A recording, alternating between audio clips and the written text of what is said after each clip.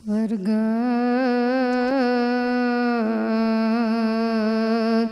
કીર્તિ તિરસ્કાર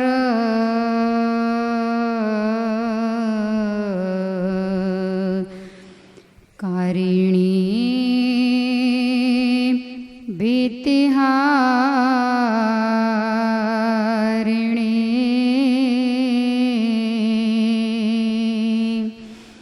ભૂરી શ્રવસ કરી ભૂમે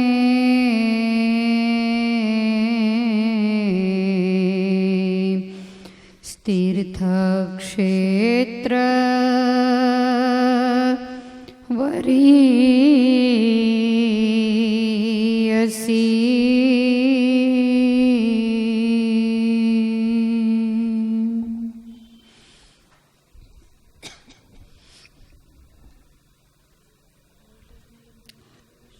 ભગવાન શ્રી હરિને અતિશય વાલી એવી દુર્ગપુરની ધરતી, જેના આપણે ગુણ ગાઈ રહ્યા છીએ,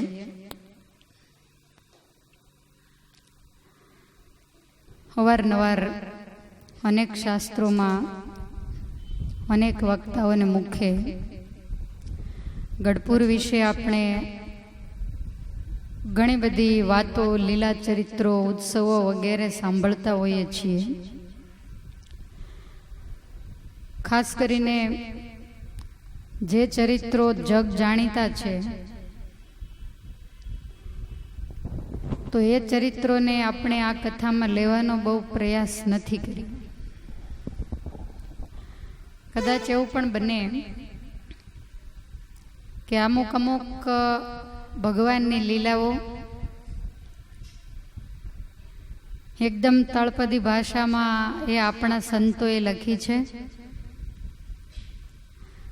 અને એની સાથે સાથે હરિચરિત્રામૃત ગ્રંથ એનો આધાર લીધો હોય.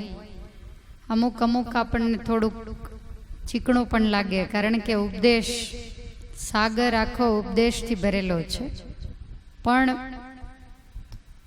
સવારનો પોર હોય, ઠંડુ રૂડું વાતાવરણ હોય, અને ધીમે ધીમે ગંગાના પ્રવાહની જેમ કથા વહેતી હોય, તો આપણને કદાચ ખ્યાલ ન પણ રહે અને જરાક ડૂબી પણ જવાય. બરાબર મનને એકાગ્ર રાખી અને જો આ લીલા ચરિત્ર ઉપર ધ્યાન આપો, આખા દુર્ગપુર મહાત્મયના જે લીલા ચરિત્રો છે એનો અર્થ એટલો જ છે કે આ ભૂમિનો કેવો મહિમા છે. આપણે ઓશિકે રતન છે. જે 68 તીર્થોનો આપણા આગ્રહ રાખીએ છીએ, જેને આપણે ખૂબ માન આપીએ છીએ, તો એ તીર્થો બધાય આ તીર્થની આગળ કેવા છે એ આપણને ખાસ આ કથા શીખવાડે છે. અને એની સાથે સાથે ત્યાં રહેનારાનો ભક્તિ ભાવ કેવો છે. ગઢપુર એ કોઈ મોટું ધમધમતું શહેર નથી. અત્યારે તો ભગવાનના પ્રતાપે ઘણું સારું છે, પણ એક સમય એવો હતો કે એને કોઈ ગઢડા નહોતું કહેતું, એ ગઢુલિયા નામથી પ્રખ્યાત હતું. એ ગઢુલિયામાંથી ગઢપુર થયું, અને એમાંથી શાસ્ત્રોએ એને દુર્ગપુર કહ્યું. સંસ્કૃત ભાષામાં ગઢપુરને દુર્ગપુર કહેવામાં આવે. સંતો એને ગઢરાજ કહીને બિરદાવે છે. પ્રેમાનંદ સ્વામી કે ધન્ય ધન્ય ગઢરાજ, આજ સમય ધરતી પર ધામ એવું નથી. તો આવી પવિત્ર અને પુણ્યવંતી દુર્ગપુરની ધરતી, અને એ ધરતી ઉપર ભગવાન માટે જ પ્રગટ થયેલા એવા જે મુક્તો અને ભક્તો, અને એના ભક્તિભાવે કરી અને ભગવાન ગઢપુરમાં બંધાઈ ગયા છે. દાદા ખાચરનો ભાવ હતો, અભલ ખાચરનો પણ ભાવ હતો, પણ એમાં 50% નહીં પણ 60% કહીએ તોય ના નહીં. એ જો ભગવાનને બાંધવામાં સિંહ ફાળો હોય તો એ મોટાબા અને લાડુબાનો હતો.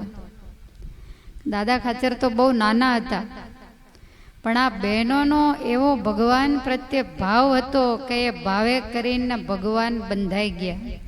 અને ઘણા બધા શાસ્ત્રો આપણે વાંચ્યા સાંભળ્યા છે, તો ભગવાનને બાંધવા બહેનો જેટલા સક્ષમ છે એટલા ભાઈઓ નથી. એને તો લે દેવ દાણા મેલ મારો છેડો.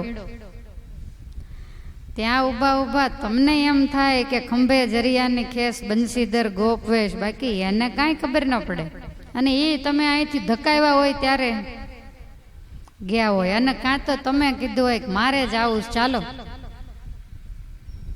ફળિયામાં ગાડી રાખીને ઊભા રહેતા. તમે કહો હવે દાદરો ચડો ને, પછી એમ થાય કે જેનું ખાવું એને સામે શું થાવું, વળી ચડે પાછા, બાકી કાંઈ લેવાનું નહીં. લ્યો બહુ ઓછું એમ તમે ઠેક ઠેકાણે નજર કરો, કોઈ અહીંયાની વાત નથી, પણ મહિમા જેવો હોવો જોઈએ એવો એમને નહીં.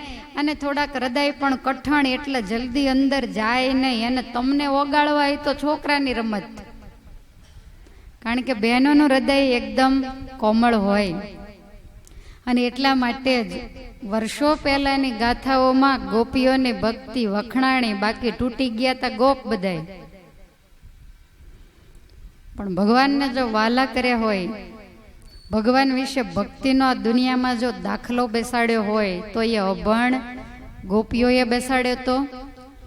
અને ગોકુળમાંથી નીકળતા ભગવાનને એવું કહેવું પડેલું. આપણે કથા જાણીએ છીએ કે ગોકુળવાસીઓ કોઈ ભગવાનના સગા નહોતા, નંદ યશોદા પણ નહીં.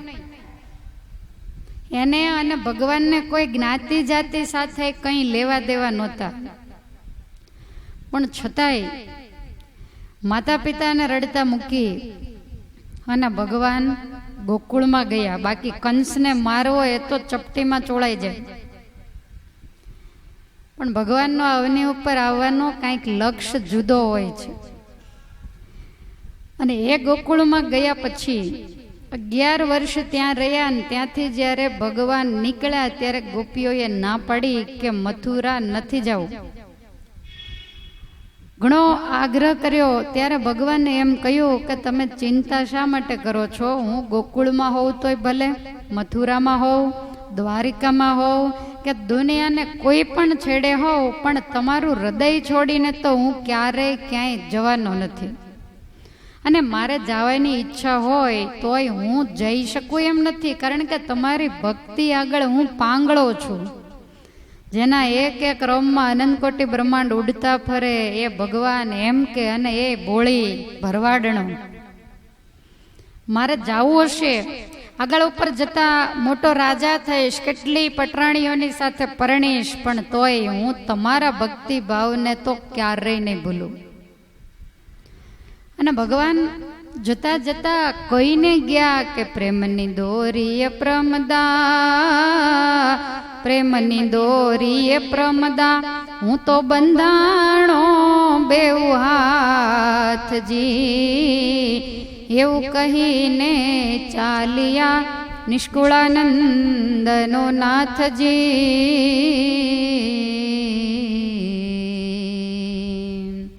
તમે મને એવો બાંધી દીધો છે, આખી દુનિયાને હું માયાના બંધનમાં બાંધું, પણ તમારા ભક્તિભાવના બંધનમાં મને એવો બાંધ્યો છે કે હું ક્યાંય જવા સક્ષમ નથી. અને ગઢપુરની લીલામાંથી તમે મોટાબા અને લાડુબા બેને લઈ લો એટલે પાછળ કાંઈ ન વધે. દાદા ખાચર જે કાંઈ કરતા એ આ બંને બહેનોને પૂછીને કરતા. અને એબલ દરબાર તો 7, 8, 9 વર્ષ જેવું મહારાજની સાથે રહેલા, બાકી એ તો જતા રહેલા. પણ આગ્રહ એવો આ બંનેનો બહેનોનો જબરજસ્ત હતો કે ભગવાન દુર્ગપુર છોડવા માટે પરાધીન હતા. એટલા માટે એને ભક્તિભાવથી ભીની ભૂમિ કહેવામાં આવે છે. તો એવા ભગવાન શ્રી હરિ આ દુર્ગપુરની અંદર નિત્ય નિવાસ કરીને રહ્યા છે. જ્યારે ભગવાન દુર્ગપુરમાં આવ્યા ત્યારે એભલ ખાચરના પરિવારનો ભક્તિભાવ તપાસી અને મહારાજ 10 મહિના રહ્યા. વળી પાછું કહ્યું કે હવે અમે જાશું.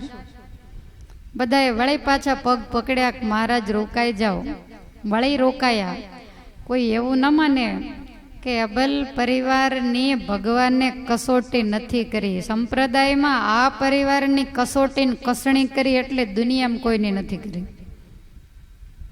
દાદા ખાચરને વારે વારે બીમાર પાડે ને જીવ જાવ જાવ થઈ જાય. બધા એટલા કરગરે ત્યારે વળી પાછા બેઠા કરે. બીજી પણ અનેક કસોટીઓ ભક્તિભાવ તપાસવા માટે કરીને એક વાત યાદ રાખજો, કસોટી હંમેશા સોના નહીં થાય, કથિરની ક્યારેય કસોટી ન હોય.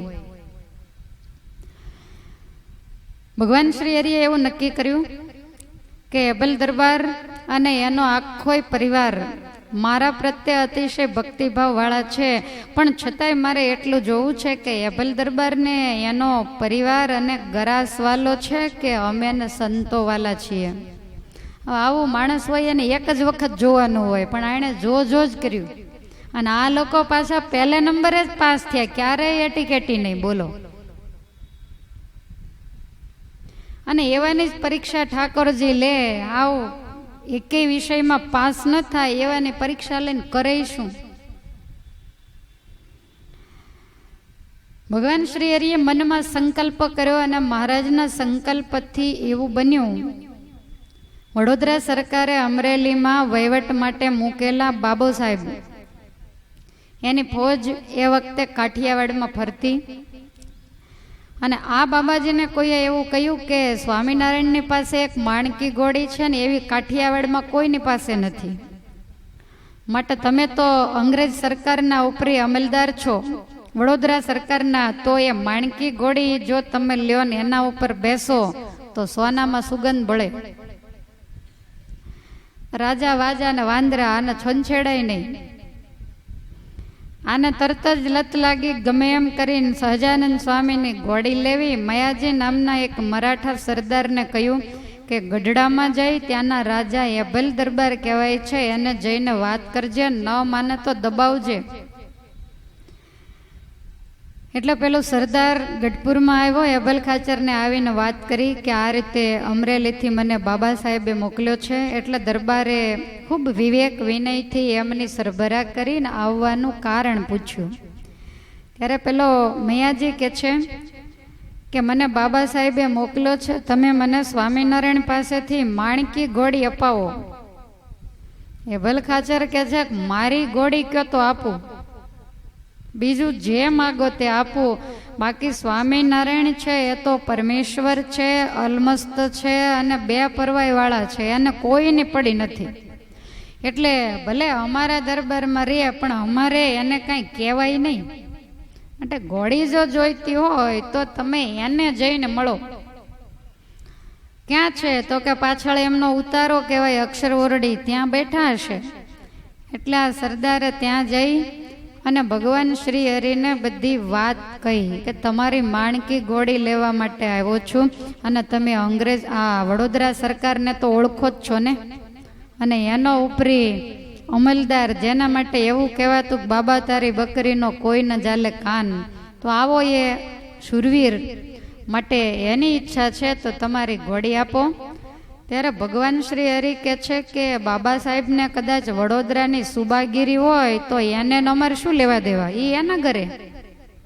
બાકી માણકી ઘોડી કોઈને આપવા માટે નથી. અને એને કહી દેજો કે એને રાજ્યનો મદ હોય ને તો અમને અમારા ઐશ્વર્યનો પણ મદ છે, માટે જાઓ અને કહેજો કે સ્વામિનારાયણે ઘોડી આપવાની ના પાડી છે. મયાજીએ ઘણી આજીજી કરી સ્વામિનારાયણ તમને પછી ભારે પડી જશે, એની પાસે ફોજ બહુ મોટી છે, મહારાજ કે જે થાય તે કરી લે. એટલે મયાજી તો નિરાશ થઈ અને પાછો વળ્યો. એ વખતે બાબા સાહેબનું લશ્કર ચાવંડ ગામે પડાવ નાખીને પડેલું. જઈને બધી વાત કરી કે સ્વામિનારાયણે તો ઘસીને ના પાડી દીધી, એભલ દરબાર તો બહુ સારા છે પણ સ્વામિનારાયણ આકરા પાણીએ છે, માટે હવે ત્યાં જવાય એવું નથી. ત્યારે બાબો સાહેબ કહે છે કે આપણે ફોજ લઈને જઈએ, ગમે એવો માણસ આકરા પાણીએ હોય પણ ફોજ પાસે એનું કાંઈ ચાલે નહીં. એટલે બધાય ચાવંડ ગામે જે લશ્કરનો પડાવ હતો એ તમામ લશ્કરને લઈ અને ગઢડા ઉપર આક્રમણ કરે છે. એ વખતે મહારાજ બરોબર અક્ષર ઓરડીમાં પોઢેલા અને બાબાજીનું લશ્કર ગઢડામાં આવે છે એના સમાચાર પહેલા મોટી ડેલીએ જીવા બાપુને મળ્યા. એટલે જીવા ખાચર અતિ ઉતાવળા દરબારગઢમાં આવી મહારાજને અક્ષર ઓરડીએ જઈ પગે લાગીને કે છે કે મહારાજ તમે ભગવાન છો એ વાત સાચી, પણ બાબો સાહેબ એ લશ્કર લઈને આવે છે, ગઢડાને ઘેરી વળશે, એની આગળ ઘણાય અસ્ત્ર શસ્ત્ર છે, માટે બળિયાની સાથે મહારાજ બાત ભીડાય નહીં અને અમારા બૈરા છોકરાઓને પકડી લેશે, ઘર ખોરડાઓને લૂંટી લેશે. ત્યારે બરોબર એભલ ખાચર મહારાજની બાજુમાં બેઠેલા. જીવા બાપુ આવું બોલ્યા એટલે એભલ દરબાર કે છે કે બાબા સાહેબનું જોર તો આ દેહ માથે છે, આત્મા માથે નથી. અને કદાચ આત્માને મારે તો આત્મા કોઈ દિવસ મરતો નથી, અને બાપુ ઠાકોરજી માટે મરવું પડે તો બીજા માટે તો જન્મ જન્મ કેટલી વાર મર્યા છીએ ને કેટલી વાર જન્મ્યા છીએ, માટે જે થવાની હોય તે થાય, બાકી મહારાજને કાંઈ કહેવાય નહીં. કાં તો મરશું અને કાં તો મારશું, એની સાથે લડાઈ કરશું. જીવા ખાચર કાંઈ બોલ્યા નહીં, એ તો જતા રહ્યા. એભલ ખાચરને ગરાસ કરતા કરોડ ગણું હેત અને સુખ ભગવાન શ્રી હરિમાં મનાયેલું, સતત એનું મન મહારાજમાં લાગેલું, આવો શુદ્ધ ભાવ જોયો. મહારાજ બહુ રાજી થયા. મહારાજ કે એભલ ખાચર ગામ કાંઈ તમારા એકલાનું નથી, અડધું જીવા ખાચરનું પણ છે. અને ગામની અંદર ફોજ આવે ને બિચારા જીવા ખાચરને બીજા માણસોને ઉપાધિ થાય તો એને કરતા આપણે જ આ દરબારગઢ છોડીને જતા રહ્યા. એભલ દરબાર કે મહારાજ આપણે ક્યાં જાશું? મહારાજ કે સોમાફોઈની વોંકળી છે ને એ બીડમાં જતા રહીએ. મહારાજને વાડી ખેતરો બહુ ગમતા અને વધારેમાં વધારે પ્રસાદીના વાડી ખેતરો હોય તો એ એભલ દરબારના. મહારાજ અગતરાય જાય એટલે પર્વતભાઈ સામે એવું કરીને ઘરે ઢોલીએ પધરાવે ને તરત કે પર્વતભાઈ અત્યારે વાડીમાં શું પાક્યું છે? ચીંબડા, મકાઈ કંઈ છે કે નહીં? ઘઉં બાજરીનો પોંક. હવે સોરઠની ધરતી એટલે 12 મહિના કાંઈકનું કાંઈક હોય જ. મહારાજ કે ચાલો વાડીએ. અને વાડીએ જ કાયમને માટે ભગવાનના બેસણા હોય, ત્યાં કંઈક જે નવી વસ્તુઓ હોય એ લાવીને ધરાવે, એટલે જમે, પછી સભા કરે, ત્યાં સ્નાન વગેરે કરે. પછી પર્વતભાઈ કે મહારાજ થાળ થઈ ગયો. મહારાજ કે 2 ગાડા મોકલો ને ભરીને આય મંગાવી લ્યો, અહીંયા જમશું. વન ભોજન કરવાની બહુ મજા આવે. મહારાજને પહેલેથી શહેર ગામ પાટણ આવું નહીં ગમતું, વૈરાગી ભગવાનનો સ્વભાવ હતો, એટલે આ વાડીઓ એકાંત જગ્યા ખૂબ ગમતી. મહારાજ કે દરબાર આપણે બીડમાં જતા રહીએ, તમામ માણસોને પણ સાથે લઈ જઈએ, અને ત્યાં કદાચ બાબો સાહેબ આવે તો ત્યાં જોઈ લેશું, પણ જીવા બાપુને તો ચિંતા નહીં. એટલે એભલ ખાચર કે મહારાજ ભલે. મહારાજે તરત જ ખેડૂતોને બોલાવીને 20 ગાડા જોડાવ્યા. એની અંદર બધો સરસામાન ભરાયો, પરમહંસ, પાળા વગેરે 300 માણસોને સાથે લીધા, દરબારમાં જે હતા એ બધા. અને પછી ભગવાન શ્રી હરિ વોંકળીના જે 2 નાકા હતા એ નાકા બાંધી ગાડાના મોરચા કરી અને બંદૂકવાળાઓને ત્યાં રાખ્યા. અને પરમહંસોને કે તમારે નકરી માળા નથી ફેરવવાની, તમારે આમાં કાંઈક ભાગ લેવાનો છે. સંતો કે અમારે શું કરવું? મહારાજ કે આ શંખ, તુરાઈ અને રણશિંગા આપું વગાડતા તો આવડે ને, માટે તમારે અહીં બેઠા બેઠા વગાડ્યા કરવાના. એક પથ્થરની ઓરડી જેવું ત્યાં કરી અને ભગવાન શ્રી હરિ એની અંદર રહ્યા. આજુબાજુમાં બોરડીઓની મોટી જાડી ભીડ હતું, એટલે જાડી જ હોય, ત્યાં કાંઈ એવી ખાસ સપાટ જમીન હોય નહીં.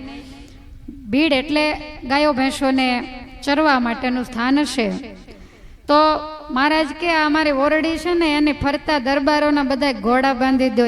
100 ઘોડા હતા દરબારોના, એ બધાય ફરતા ફરતા બાંધી દીધા, જાણે લશ્કરે પડાવ નાખ્યો હોય ને એવો ભૂમિકા બાંધી.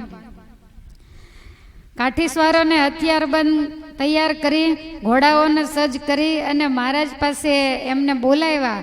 એટલે ભગવાન શ્રી હરિ કે તમારે તલવાર્યું ખોળામાં જ રાખવાની, કથા વાર્તા સાંભળો, પણ જ્યારે કાંઈક જોખમ જેવું લાગે એટલે તરત ઊભા થઈ જવાનું. અને મહારાજ મોટાબા, લાડુબા વગેરેને કહે છે કે તમે રસોઈ કરો, અહીંયા જમવાય જોશે ને, આ 300 જણાને અહીંયા લઈને આવ્યા છીએ, એટલે બાઈઓ તરત જ રસોઈ કરવા માંડ્યા. અને એ જ વખતે બાબાજીએ 4000ની ફોજ લઈ અને ચારેય બાજુથી ગઢડાને ઘેરી લીધું. અને હાથી ઉપર બાજતી 12 ગાઉ સુધી સંભળાય એવી નોબત એ વગાડવા લાગ્યા. તોપોના ભડાકા માંડ્યા થવા. ભગવાન શ્રી હરિએ નિત્યાનંદ સ્વામીને કહ્યું કે બાબો સાહેબ આવી ગયો, એની તોપનો કાન ફાડી નાખે એવો અવાજ આવે છે. નિત્યાનંદ સ્વામી કે આ મહારાજ ઘોડાય ભડકવા માંડ્યા, હવે શું કરવું? મહારાજ કે આ તમને શંખ આપ્યો છે, વગાડો. નિત્યાનંદ સ્વામીએ જે શંખ વગાડ્યો, અને સંતોએ એવું લખ્યું છે કે શંખનો એટલો જબ્બર અવાજ બાબા સાહેબના લશ્કરમાં સંભળાયો કે જ્યાં નોબત વાગતી નોબત ફૂટી ગઈ. કાન ફૂટી ગયા એવું સાંભળ્યું છે, પણ નોબત ફૂટી ગઈ હોય એવું આ પહેલી વાર સાંભળ્યું. આવો જબરજસ્ત નિત્યાનંદ સ્વામીમાં રહીને જ જાણે કે ભગવાને શંખનાદ કર્યો. પૃથ્વી અને આકાશમાં બધે છવાઈ ગયો. નોબતવાળાએ જઈને બાબા સાહેબને કીધું કે એ લોકોએ એવો શંખનાદ કર્યો તો આપણી નોબત ફૂટી ગઈ, અને એના નાદથી આપણા હાથી, ઘોડા, ઊંટ, બળદ, તોપવાળા, ખચ્ચર બધાય થર થર થર ધ્રુજવા માંડ્યા. શું કરશું? માણસોનું બધાયનું શુરાતન ઉતરી ગયું છે. બાબો સાહેબ તો આશ્ચર્ય પામી ગયો. પછી જાસૂસને બોલાવીને કહ્યું કે મોટી ડેલીએ જીવા બાપુ છે અને નાની ડેલીવાળા દરબાર શ્રી અભલ ખાચર બેયને અહીંયા પકડીને હાજર કરો. એટલે જાસૂસ કે છે કે અભલ ખાચર ક્યાં એ ખબર નથી, પણ જીવા ખાચર આપણી હારે જ છે. એટલે તરત જ જીવા ખાચરને આગળ કર્યા. એટલે જીવા ખાચર સલામ કરીને કહે છે કે શું હુકમ છે? ત્યારે બાબો સાહેબ કે સ્વામિનારાયણને પકડી લાવો, નહીતર તમારું ગામ ભાંગી નાખશું. જીવા ખાચર કે છે કે સ્વામિનારાયણ અને અભલ ખાચર એની ભીડની જે પાર્ટી છે ને ત્યાં માણસોના સમુદાયને લઈને તંબુ તાણીને બેઠા. નહોતું કહેવાનું, પણ જીવા બાપુએ બીકમાં કહી દીધું. આપણે જ્યારે બહુ વાંકમાં આવી જઈએ ત્યારે પહેલા એ કીધું ને આણે કીધું એટલે કર્યું ને એમ કરી નથી છટકબારી શોધતા. એમ છટકબારી શોધી ત્યાં તમે જાઓ અને ગામ ઉપર તમે દયા લાવો. અમારા ઘર ખોરડાને તમે લૂંટશો નહીં, નિર્દોષ માણસોને પીડશો નહીં, આવું કીધું. એટલે બાબા સાહેબને એમ થયું કે આ કાયર લાગે છે. એટલે બાબા સાહેબ હસવા માંડ્યા. જીવા ખાચરને કહે છે કે અમે અભલ ખાચરનું બીડ નથી જોયું, ચાલો અમને બતાવો. એટલે જીવા ખાચર કે મારે ત્યાં ન અવાય, અમે ભાઈઓ કહેવાઈએ. એટલે એ કાંઈ અજાણ્યું નહીં હોય. એક બાવળનું ઝાડ છે ને એના ઉપર મોટું ભગવું નિશાન ફરકે છે, ત્યાં સ્વામિનારાયણે પડાવ નાખ્યો છે, ત્યાં જઈને તમને યોગ્ય લાગે એમ કરો. બાબો સાહેબ બહુ બુદ્ધિશાળી હતો. એ હસતો હસતો કહે છે કે હે દરબાર, તમે અને અભલ ખાચર બે ભાઈ છો, એમાં સ્વામિનારાયણનો સાચો ભગત કોણ છે? ત્યારે જીવા ખાચર કહે છે કે સ્વામિનારાયણના સાચા ભક્ત તો અભલ ખાચર છે કે એ પોતાના કુટુંબે સહિત સ્વામિનારાયણ માટે મરવા તૈયાર થઈ ગયા. પછી ગામ લૂંટવાનું પડી મૂકીને બાબા સાહેબ સોનાની અંબાડીવાળા હાથી ઉપર બેસી અને બીડ તરફ આવ્યા. ત્યાં તો ભગવાને પાળાઓને કીધેલું, એટલે પાળાઓએ એક સાથે બંદૂકના ભડાકા કર્યા. હાથીની અંબાડી ઉપર બેઠા બેઠા બાબા સાહેબે ભડાકા જે બાજુ થયા એ બાજુ જ્યાં નજર કરી ત્યાં તો 1 લાખ બડકમદાર પાર્ષદોની સેના ઊભી હોય એવું બાબા સાહેબને પોતાને દેખાણું. એનો હાથી માંડ્યો ધ્રુજવા. માવત કહે છે કે સાહેબ જલ્દી નીચે ઉતરો, નહીતર હાથી બેસી જશે. એટલે બાબો સાહેબ નીચે ઉતર્યા. થોડીક બીક તો લાગી કે હું 4000 લાવ્યો છું, નાની આગળ 1 લાખ છે. એટલે બીજા જે ફોજની અંદર સુબાઓ હતા એને બોલાવીને કહે છે કે કેમ કરશું? ત્યારે આ સુબાઓ કે 2 વર્ષ પહેલા કરિયાણાના પાદર શું થયું તું તમને નથી ખબર? તમારા આજા ગગડી ગયા હતા. અને આ એ જ સ્વામિનારાયણ છે, માટે મોટાની સાથે બાથ ભરવામાં બહુ મજા નહીં. અને સ્વામિનારાયણ છે એ ભગવાન છે, પરમેશ્વર આગળ તમારું જોર નહીં ચાલે. ત્યારે બાબો સાહેબ કહે છે કે એ વાત સાચી, માટે આપણે સ્વામિનારાયણની પાસે જઈએ, પણ પહેલાં તમે જઈ અને સ્વામિનારાયણને એમ કહો કે બાબાજીને તમારા દર્શન કરવા છે. એટલે સુબાઓ ત્યાં ગયા અને કહ્યું સેવકોને કે અમારે સ્વામિનારાયણ પાસે જવું છે. એટલે સેવકોએ મહારાજને વાત કરી. મહારાજ કે આવવા દો. મહારાજ તો મોટો માચડો બંધાવીને એની ઉપર ઢોલીઓ નાખીને બેઠેલા. સુબાઓ ત્યાં ગયા, પગે લાગી અને કહે છે કે બાબા સાહેબે જય નારાયણ કહ્યા. મહારાજ કે જય નારાયણ, દંડવટ પ્રણામ કેવડાવ્યા છે અને તમને પગે લાગવા માટે આવવું છે તો તમારી આજ્ઞા હોય તો આવે. અને એકલા આવે કે સેનાને લઈને આવે? મહારાજ કે ફોજ લઈને આવે તો અમને કોઈની બીક નથી, લડાઈ કરે તોય અમારી ના નથી, અને પગે પડે તોય અમને કાંઈ વાંધો નથી, માટે સુખેથી આવે. એટલે તરત જ સુબાઓ બાબા સાહેબ પાસે જઈ અને બધી વાત કરી. એટલે બાબો સાહેબ પગમાંથી મોજડીઓ કાઢીને ઉગાડે પગે મહારાજની સામે પગે ચાલીને આવ્યા.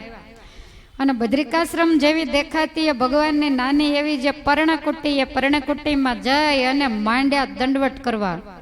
ભગવાન શ્રી હરિને કહે છે કે મહારાજ, હું તો તમારો ગુલામ છું, અને એક વખત તમારા પરમહંસોને વૈરાગ્યો જ્યારે પીડતા એ વખતે હું માળિયા તરફ ફોજ લઈને જતો, ત્યારે મેં પરમહંસોની રક્ષા કરેલી. અને વડોદરામાં તમારા ભગત નાથ ભક્ત છે ને, એ તો મારા મિત્ર છે. આવી ઓળખાણ કાઢો ને પછી ભીં પડે ત્યારે. એમ બાબા સાહેબને પણ આજ તકલીફ પડી ગઈ. અને એણે મને તમારા પ્રતાપ વિશે બધું કીધેલું. તમે તો જગતના કરતા એવા પરમેશ્વર છો એમ કહી અને 2000 રૂપિયાનો પોશાક ભગવાન શ્રી હરિને પહેરાવ્યો અને 2000ની કિંમતનો ધોળી શાલનો જોટો ઓઢાડ્યો. એ વખતે મોતીની એક માળા મહારાજને પહેરાવીને પછી અભલ દરબારને પૂછ્યું કે ગઢડાના ગામધણી તમે? તો કે હા. મહારાજે દાદા ખાચરની માથે હાથ મૂકીને કીધું કા એમના રાજકુમાર, આનું નામ ઉત્તમ રાજા છે. એટલે બાબો સાહેબ અભય રાજા અને ઉત્તમ રાજાને શાબાશી આપે છે, તમે ખરા ક્ષત્રિય છો, કે તમે માથા સાટે સ્વામિનારાયણને ઓળખીને રાખ્યા અને અમે તો જાણવા છતાં એની સામા થયા. મહારાજ વાત ફેરવીને કે અમારી માણકી તમારે જોતી છે? ત્યારે બાબો સાહેબ કે હવે અમારે ઘોડી જોતી નથી ને, હું તો તમારા દાસનો દાસ છું, માટે સ્વામીની ઘોડી સેવકે ક્યારેય લેવાય નહીં. મહારાજ કે જોતી હોય તો આપું? તો કે ના, અમારે નથી જોતી. મહારાજ કે ચાલો અમારે તમારી ફોજ જોવા માટે આવું, અમે કઈ ફોજથી બીતા નથી. મુકુંદ બ્રહ્મચારીને એમ થયું કે આ વળી પાછા ત્યાં જશે. બ્રહ્મચારી કે મહારાજ ક્યાંય નથી જવું, થાળ થઈ ગયો. એટલે તરત બાબા સાહેબે કીધું કે ફોજમાં આવવાની જરૂર નથી, તમે ભોજન કરી લ્યો. મહારાજ જમવા બેઠા. જુઓ, કોઈની હાડી બાર છે, અલમસ્ત કહેવાય. ઠાકોરજીને કોઈની બેક નહીં. ઓલો બાબો સાહેબ તો સામે ઊભો છે ને મહારાજ સ્નાન કરીને જમવા બેઠા. જમી રહ્યા પછી સાથે સુબા હતા ને, એણે કીધું કે આ દિવાન સાહેબને પ્રસાદી આપો તો કાંઈક બુદ્ધિ ઠેકાણે આવે. એટલે મહારાજે દિવાનને ને બધા સુબાઓને પ્રસાદી આપી. સંતો બધા આશ્ચર્ય પામ્યા, બ્રહ્માજીને માછલું થવું પડ્યું, અને આ લડાઈ કરવા આવ્યો એના ઉપર રાજી થઈને સામે ચાલીને પ્રસાદી આપી દીધી. પછી ભગવાન શ્રી હરિ કહે છે કે અમારે ફોજ જોવા તો આવું જ છે. મહારાજ તો માણકીએ ચડ્યા અને ફોજના બધાય માણસોને બાબા સાહેબે અગાઉ કેવડાવી દીધું કે ભગવાન છે, કંઈક ભડાકા વગેરે કરતા નહીં. ભગવાન શ્રી હરિ માણકી ઉપર અસવાર થઈને ફોજની વચ્ચે જ્યાં જાય અને એ જ વખતે તમામ ફોજના 4,000 માણસોને મહારાજે પોતપોતાના ઈષ્ટદેવ રૂપે દર્શન આપ્યા. તમામ ભગવાન શ્રી હરિને મુજરો કરવા લાગ્યા. મહારાજ ત્યાંથી પાછા વળ્યા. અભય રાજાએ બાબા સાહેબના લશ્કરને મિજબાની આપી અને તાજણીઓ ઘોડો નજરાણી આપ્યો. બાબા સાહેબ કહે છે કે તમારું શૂરવીરપણું જોઈને અમે બહુ રાજી થયા છીએ. તમે તમારા ઘરે ભગવાનને રાખ્યા એટલે અમને 100 ઘોડા આપી દીધા, અમારે કાંઈ જોતું નથી. ત્યારે મહારાજ કે એ પણ રાજા છે અને તમે રાજાના દિવાન છો અને વડોદરાથી આવ્યા એટલે રાજાની ફરજમાં આવે કંઈક નજરાણું તો કરવું જ જોઈએ, એટલે લઈ લ્યો. ત્યારે બાબો સાહેબ કહે છે કે જો તમારે દેવાની ઈચ્છા હોય ને તો અમારે સયાજીરાવ સરકારને કપિલા ગાયો બહુ ગમે, તો તમારે અહીંયા કપિલા ગાયો છે? મહારાજ કે હા, અમારે અભલ દરબારને ઘણી છે, તો એમાંથી મંગાવીને તમારે જે જોઈએ તેટલી લઈ જાઓ. એટલે ગાયોનું ધણ બોલાયું અને પછી મહારાજ કહ્યું કે તમારે કેટલી ગાયો જોઈએ? તો કે 10 જોતી, પણ વેચાતી આપો, કારણ કે સયાજીરાવનું રજવાડું બહુ મોટું, તમારી મફત ન લઈ જવાય. અભલ દરબાર કહે છે કે મારે ગાયો નહીં વેચવાનો નિયમ છે, હું ક્યારેય ગાયને વેચતો નથી. ત્યારે બાબો સાહેબ કહે છે કે જે ક્ષત્રિયનું બીજ હોય એ ક્યારેય પણ ગાયને વેચે નહીં, ગાય માટે પોતાનું માથું આપી દે. માટે તમે ખરા ક્ષત્રિય છો, તમે પરમેશ્વરને રાખ્યા એટલે તમારાથી કોઈ મોટું નથી. પછી 10 ગાયો એમાંથી લીધી અને અતિ પ્રસન્ન થયા અને પરવાનો કરી આપ્યો કે તમે અમારા જ છો અને કાંઈ પણ ગરા સંબંધી કામકાજ હોય તો અમને ખુશીથી કહેજો, તમારો અડધા વેણે અમે તમારું કામ કરી આપશું. એમ કહી મહારાજની રજા લઈ પગે લાગી અને બાબો સાહેબ અમરેલી તરફ અને ભગવાન શ્રી હરિ કે દરબાર હવે કાંઈ બીક નહીં, હવે આપણે દરબારગઢમાં જઈએ. પછી ભગવાન શ્રી હરિ પાછા દરબારગઢમાં તમામ રસાલો લઈને પધાર્યા. દરબારમાં આવીને મહારાજ ઢોલીએ બિરાજમાન થયા. એભલ ખાચરનો નિર્દોષ ભક્તિભાવ જોઈ અને ભગવાન અતિ પ્રસન્ન થયા. ભગવાન કહે છે દરબાર, અમે તમારી કસોટી લીધી, તમારું હેત તપાસ્યું, એમાં તમે ખરેખર પાસ થઈ ગયા, માટે હું તમારા ઉપર બહુ પ્રસન્ન છું. ભગવાન એબલ દરબારને ઉદ્દેશીને કહેવા માંડ્યા કે ધન્ય ધન્ય નૃપ તવ ભાગ, ધન્ય ધન્ય પરિવાર તવ, ધન્ય ધન્ય નૃપ તવ ભાગ, ધન્ય ધન્ય પરિવાર તવ, ધન્ય ધન્ય નૃપ તવ ભાગ, ધન્ય ધન્ય પરિવાર તવ, ધન્ય ધન્ય નૃપ તવ ભાગ, ધન્ય ધન્ય પરિવાર તવ. હરિ સંત મેં ભય રાગ, સાર में सार है, हरि संत में भय राग, सार में सार है. साधन है अनंत प्रकार, ताको तान है यह सब, साधन है अनंत प्रकार, ताको तान है यह सब.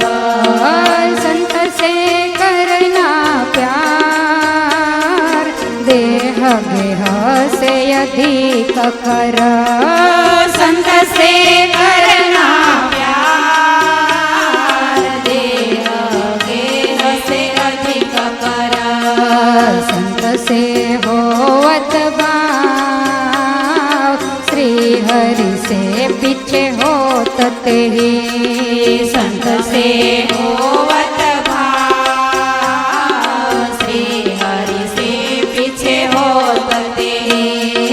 भव जल तरन है नाव, संत जन है यह भूमि पर, भव जल तरन है नाव, संत जन है यह भूमि पर, धन्य धन्य नृप तव भाग्य, धन्य धन्य परिवार तव. हरि संत में भय राग, सार में सार है,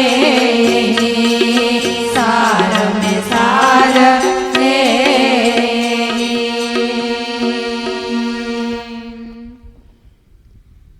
ભગવાન શ્રી હરિ એભલ દરબારને કહે છે કે હે દરબાર, તમારા ભાગ્યને ઘણા ધન્યવાદ છે અને તમારા પરિવારને પણ ધન્યવાદ છે. અગાઉની કથાઓમાં મેં બહુ વાર કીધું છે કે ભગવાન સ્વામિનારાયણે સ્વમુખે જેટલા એભલ પરિવારના વખાણ કર્યા એટલા કોઈનાય નથી કર્યા. ભગવાન કહે છે કે હે એભલ, ભગવાન અને સંતોમાં તમને અને તમારા પરિવારને પ્રીતિ છે અને હે રાજા, એ જ આ જગતમાં સાર સ્વરૂપ છે. કલ્યાણના સાધન અનેક પ્રકારના છે, એમાં બધાને આદર રે. હવે હરિચરિત્રામૃત સાગર ચાલુ થાય છે એટલે તમારે થોડીક સાવધાની રાખવી પડશે. બાબો સાહેબ ગયો, મહારાજ કહે છે કે આ દેહ ઘર એના કરતાંય પણ સંતો અને અમારા ઉપર પ્રીતિ વધારે રાખજો. અને જેને પહેલા સંતો ઉપર પ્રીતિ થાય પછી જ એને ભગવાન ઉપર પ્રેમ જાગે. સંત સે હોવત ભાવ શ્રી હરિ સે પીછે હોત તેહી. સીધું ભગવાનમાં હેત ન થાય, કારણ કે આ જીવાતમાં ક્યારેય ભગવાનને માર્ગે ચાલ્યો નથી. સાવ નવો જ આદર છે. અને મેં તમને ઘણી વાર કીધું કે કોઈને ભણાવવા હોય તો પહેલાં બાલ મંદિરમાં મોકલવા પડે. તમે સીધા એસએસસીની બોર્ડની પરીક્ષા દેવા 5 વર્ષના છોકરાને મોકલો તો મેળ કેમ પડે? માટે બાળ મંદિરથી ભણાવવાનું કામ ચાલુ કરતા હોય તો એ સાધુ સંતો કરે. એટલે તો રામાયણની અંદર આ દેશના ભગવાધારી સાધુ સંતોને જંગમ તીર્થ કહેવામાં આવ્યા. એ હાલતું ચાલતું તીર્થ છે, જીવાત્માઓને પાવન કરવા. પેલું સ્થાવર તીર્થ તો ત્યાં તમે જાઓ ત્યારે તમને પાવન કરે, પણ જંગમ તીર્થ તો સામે ચાલીને પાવન કરે. માટે સંતો ઉપર ભાવ થાય પછી ભગવાન ઉપર ભાવ જાગે. સાવ લુખે લુખું હૃદય હોય તો સીધી એને ભગવાનમાં પ્રીતિ થતી નથી. પણ એવા સંતોની ઉપર પ્રીતિ કરવી કે જે સંત પાછો પોતાનામાં ખેંચી ન રાખે. લગ્નના મંડપમાં હથેવાળો કરાવનારા જે ગોર હોય એની જેવા જે સદગુરુ હોય એમાં પ્રીતિ રાખવી. તમે એનામાં જરીક પણ વધારે પ્રીતિ કરો એટલે તરત આંગળી ચીંધે કાયા નહીં, કલ્યાણ અહીં લેવાનું છે. ભગવાનમાં મનોવૃત્તિ જોડો. અમે તો માધ્યમ છીએ, આવું પાછા મોઢામાંથી બોલે. એવા સદગુરુની સાથે એવા સંતની સાથે જો પ્રીતિ હોય તો કલ્યાણ ચપટીમાં થઈ જાય છે. હળાહળ કળયુગ ચાલે છે એટલે ખૂબ વિચારવા અને સમજવા જેવું છે. વારંવાર મેં સમજાવ્યું છે કે તમારા હાથમાં મોક્ષનો ધોરીમાર્ગ આવ્યો છે. કોઈ પ્રકારની આડી અવળી કેડીએ આપણે ચડ્યા નથી. જે માર્ગે ગોપાળાનંદ સ્વામી, મુક્તાનંદ સ્વામી, મોટાબા, લાડુબા, પર્વતભાઈ, દાદા ખાચર, શિવલાલ એ જે રસ્તે ચાલ્યા ને એ જ હાઈવે રોડ ઉપર આપણે જઈએ છીએ. ક્યાંય ગાડી જરા કટકી, ક્યાંય પંચર પડ્યું, ચાલતા જતા હોય તો ક્યાંય ઠેસ લાગીને પડ્યા ને તો આવડા હાથ જાલીને તરત ઊભા કરશે. કેડી માર્ગે આવીશું તો ત્યાં ટ્રાફિક બહુ ઓછું હોય એટલે કેડી માર્ગે આપણને કોઈ ઊભા નહીં કરે. માટે સારમાં સાર જિંદગીનો જો કોઈ હોય તો એક જ છે કે જે આપણા આરાધ્ય, આપણા ઉપાસ્ય ઇષ્ટદેવ છે એના ચરણાર વિંદમાં પ્રીતિ કરવી. હરિચરિત્રામૃત સાગરમાં ભગવાન શ્રી હરિ એવું બોલ્યા. આધારાનંદ સ્વામીએ લખ્યું છે કે પોતાના પરિવાર કરતાં વધારે હેત ભગવાનના પાર્ષદોમાં કરવું, એના કરતાંય વધારે હેત ભગવાનના સાધુ સંતોમાં કરવું, એના કરતાંય વધારે હેત સ્વયં ભગવાનમાં કરવું, અને એનાથી વધારે હેત ક્યાંય ન કરવું. આ આધારાનંદ સ્વામીના શબ્દો છે. માટે ક્યારેક ક્યારેક તમે ત્રાજવા રાખો. ત્રાજવા એટલે ઘી વેચવાના, દૂધ કે લીંબુ વેચવાના કે એવા નહીં. ત્રાજવામાં તોલ કરતો રહેવું કે કઈ બાજુ પલ્લું વધારે નમે છે. અને મારી ખાસ નમ્ર વિનંતી છે બધાને, પલ્લું તો હરિકૃષ્ણ મહારાજ તરફ જ નમવું જોઈએ. તમારે તમારી ભક્તિ એનું જો માપ કાઢવું હોય તો હૃદય વધારે ઢળતો ઢાળો હૃદયનો જો હરિકૃષ્ણ મહારાજ તરફ હોય તો તમારે સમજી લેવાનું કે હવે કલ્યાણમાં કાચપ નહીં રે. બાકી ક્યાંય જરી કે જો ઢાળો વધ્યો ને તો લખી લેજો, જન્મ લેવો પડશે. તમને અઘરું લાગશે પણ આ સનાતન સત્ય છે ને સત્ય હંમેશા કડવું જ હોય. માટે ચિત્તને ચોંટાડવું હોય, જીવને જોડવો હોય, દિલને જો લગાડવું હોય તો એ દયાનિધિ એવા હરિકૃષ્ણ મહારાજની છબીમાં લગાડજો. તમને જે મૂર્તિ ગમે તે, પણ મને તો જે ગમે એનું નામ હું લઉં. પણ આપણા આરાધ્ય ઇષ્ટદેવ, આપણું કાયમ ધ્યેય અને ઉપાસ્ય સ્વરૂપ એ છે. નિત્ય જેના દર્શન થતા હોય, જેની છબીને આપણે કાયમ પૂજાપાઠ વગેરે કરતા હોઈએ, એ ઈષ્ટદેવનું ધ્યાન, એનું ભજન, એની માનસી વગેરે કરવામાં સુખ વધારે આવે.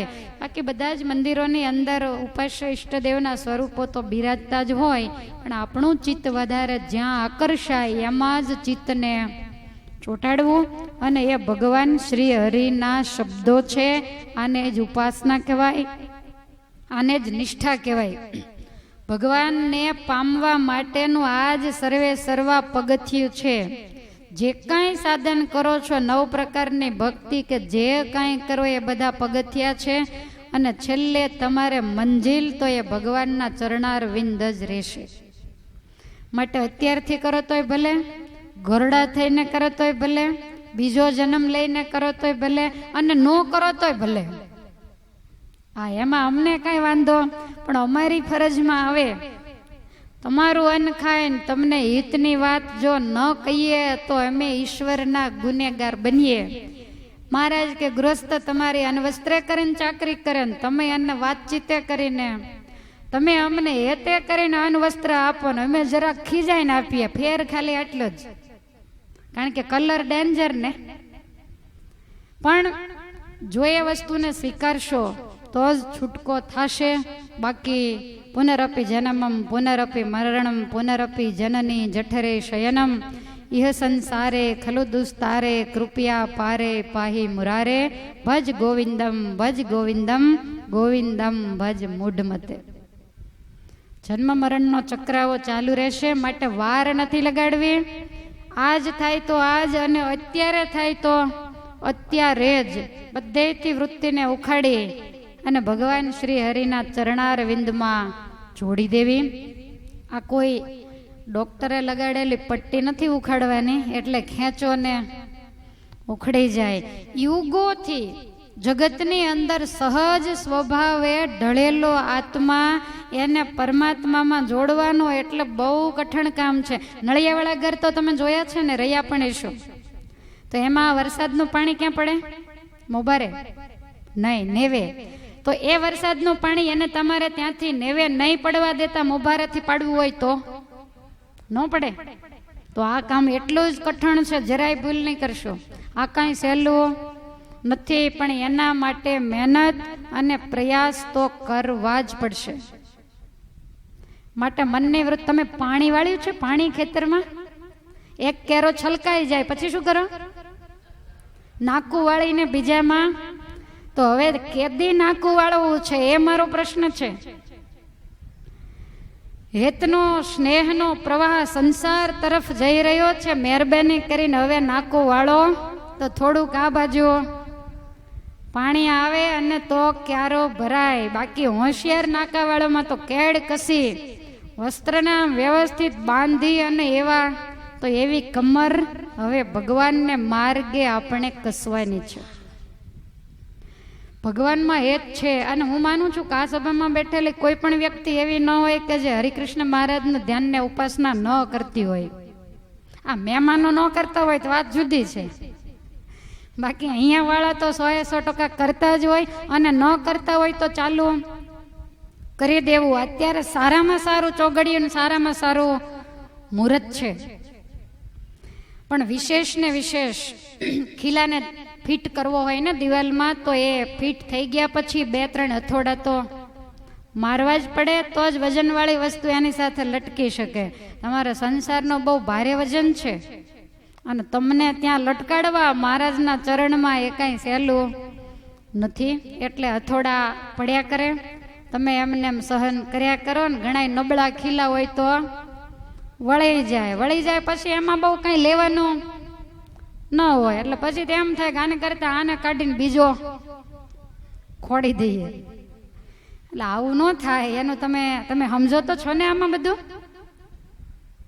એમ તો બહુ ડાયા છે. મોક્ષના માર્ગે આવા નવા ડાયા રહ્યો અને વધારે ને વધારે ભગવાનમાં જોડાવ. બસ મારા હૃદયનો એક જ આર્તનાદ આજે છે, કાયમને માટે પહેલા હતો અને જીવનના અંત સુધી આનો આજ આર્તનાદ રહેશે કે પરમેશ્વરમાં જોડાવ.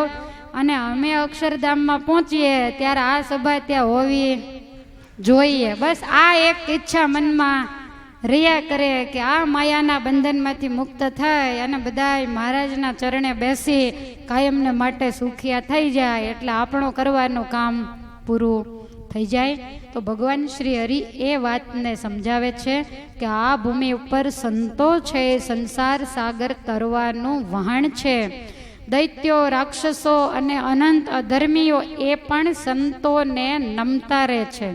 રાવણને જ્યારે ચોરીનું કામ કરવું હતું ત્યારે કપડાં કોના પહેરવા પડ્યા? સીતાજીને લેવા માટે જ્યારે ગયો ત્યારે એને પણ ભગવા કપડાં પહેરવા પડ્યા. પણ એટલો બધો એ બુદ્ધિશાળી હતો, એણે આ દેશના સંત સમાજને લાંછન નથી લગાડ્યું. ખાલી ગયો સાધુના વેશે.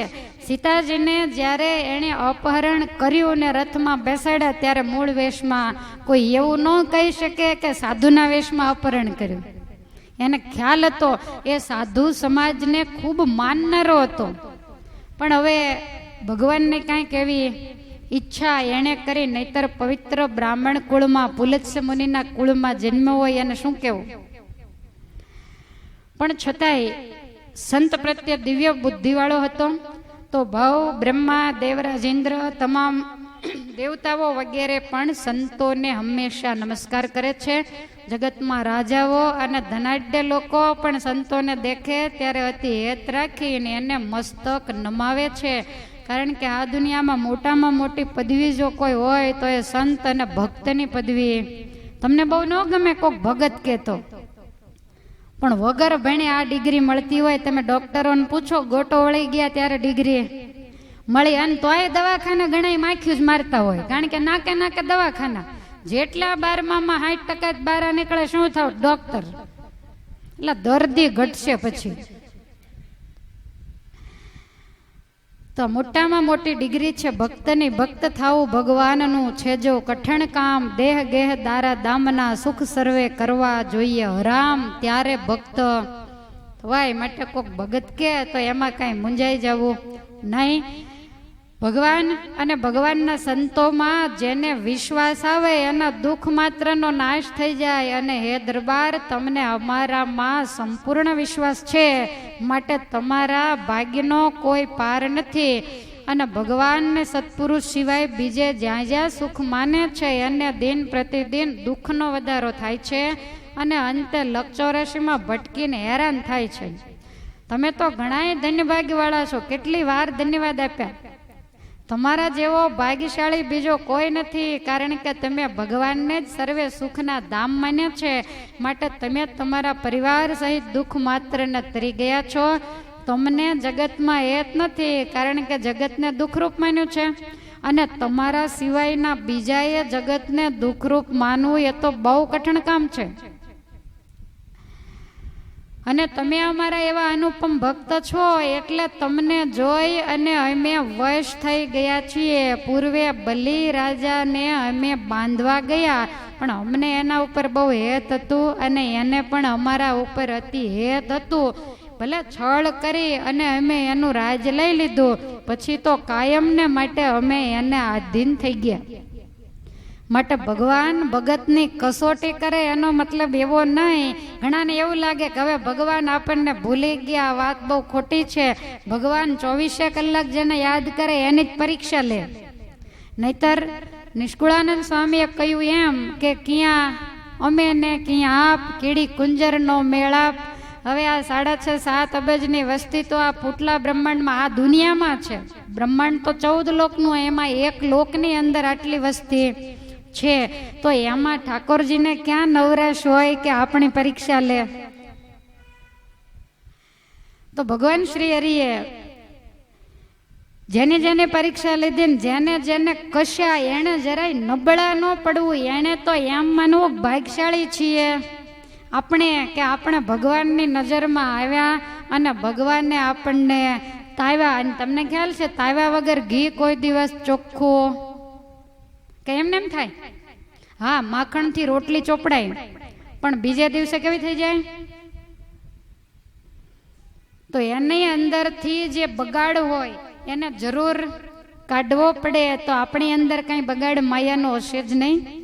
તો ભગવાન ભક્તને જ્યારે તાવે ત્યારે સમજી લેવું કે ભગવાન આપણને શુદ્ધ કરે છે. સોનાને શુદ્ધ કરવું હોય, ખાણમાંથી નીકળે એના સીધા ઘરેણા ન થાય, પણ એને પેલા સોનામાંથી કુંદન જો બનાવવું હોય તો એને તાવવું પડે. અંદર રહેલો ભેગ વિકાર એને બાળવો જોઈએ. આ દાખલા ઠાકોરજી આપે છે. અગ્નિમાં તપાવી અને શુદ્ધ કરે અને એમાંય કાંઈક બગાડ રહી જાય તો એને 16 વલ્લું સોનું, મહારાજે વચનામૃતમાં કીધું 8 વલ્લું, 12 વલ્લું, 15 વલ્લું, પણ શુદ્ધ ન કહેવાય. અને સોનું શુદ્ધ ન કરે ત્યાં સુધી એને સોનું જ કહેવાય, કુંદન ક્યારેય પણ કહેવાય નહીં. અને શુદ્ધિ વગરનું સોનું છે એ તો બહુ ઓછા ભાવમાં ખપે છે. તમને ખબર છે જુનાગઢમાં નારાયણધરા પાસે સોનરખ નદી છે, તો એ સોનરખ નદીની અંદર ગયા હતા ને આ વખતે કે નહોતા ગયા? દામોકુંડે નહોતા ગયા, પછી નારાયણધરે ન ગયા.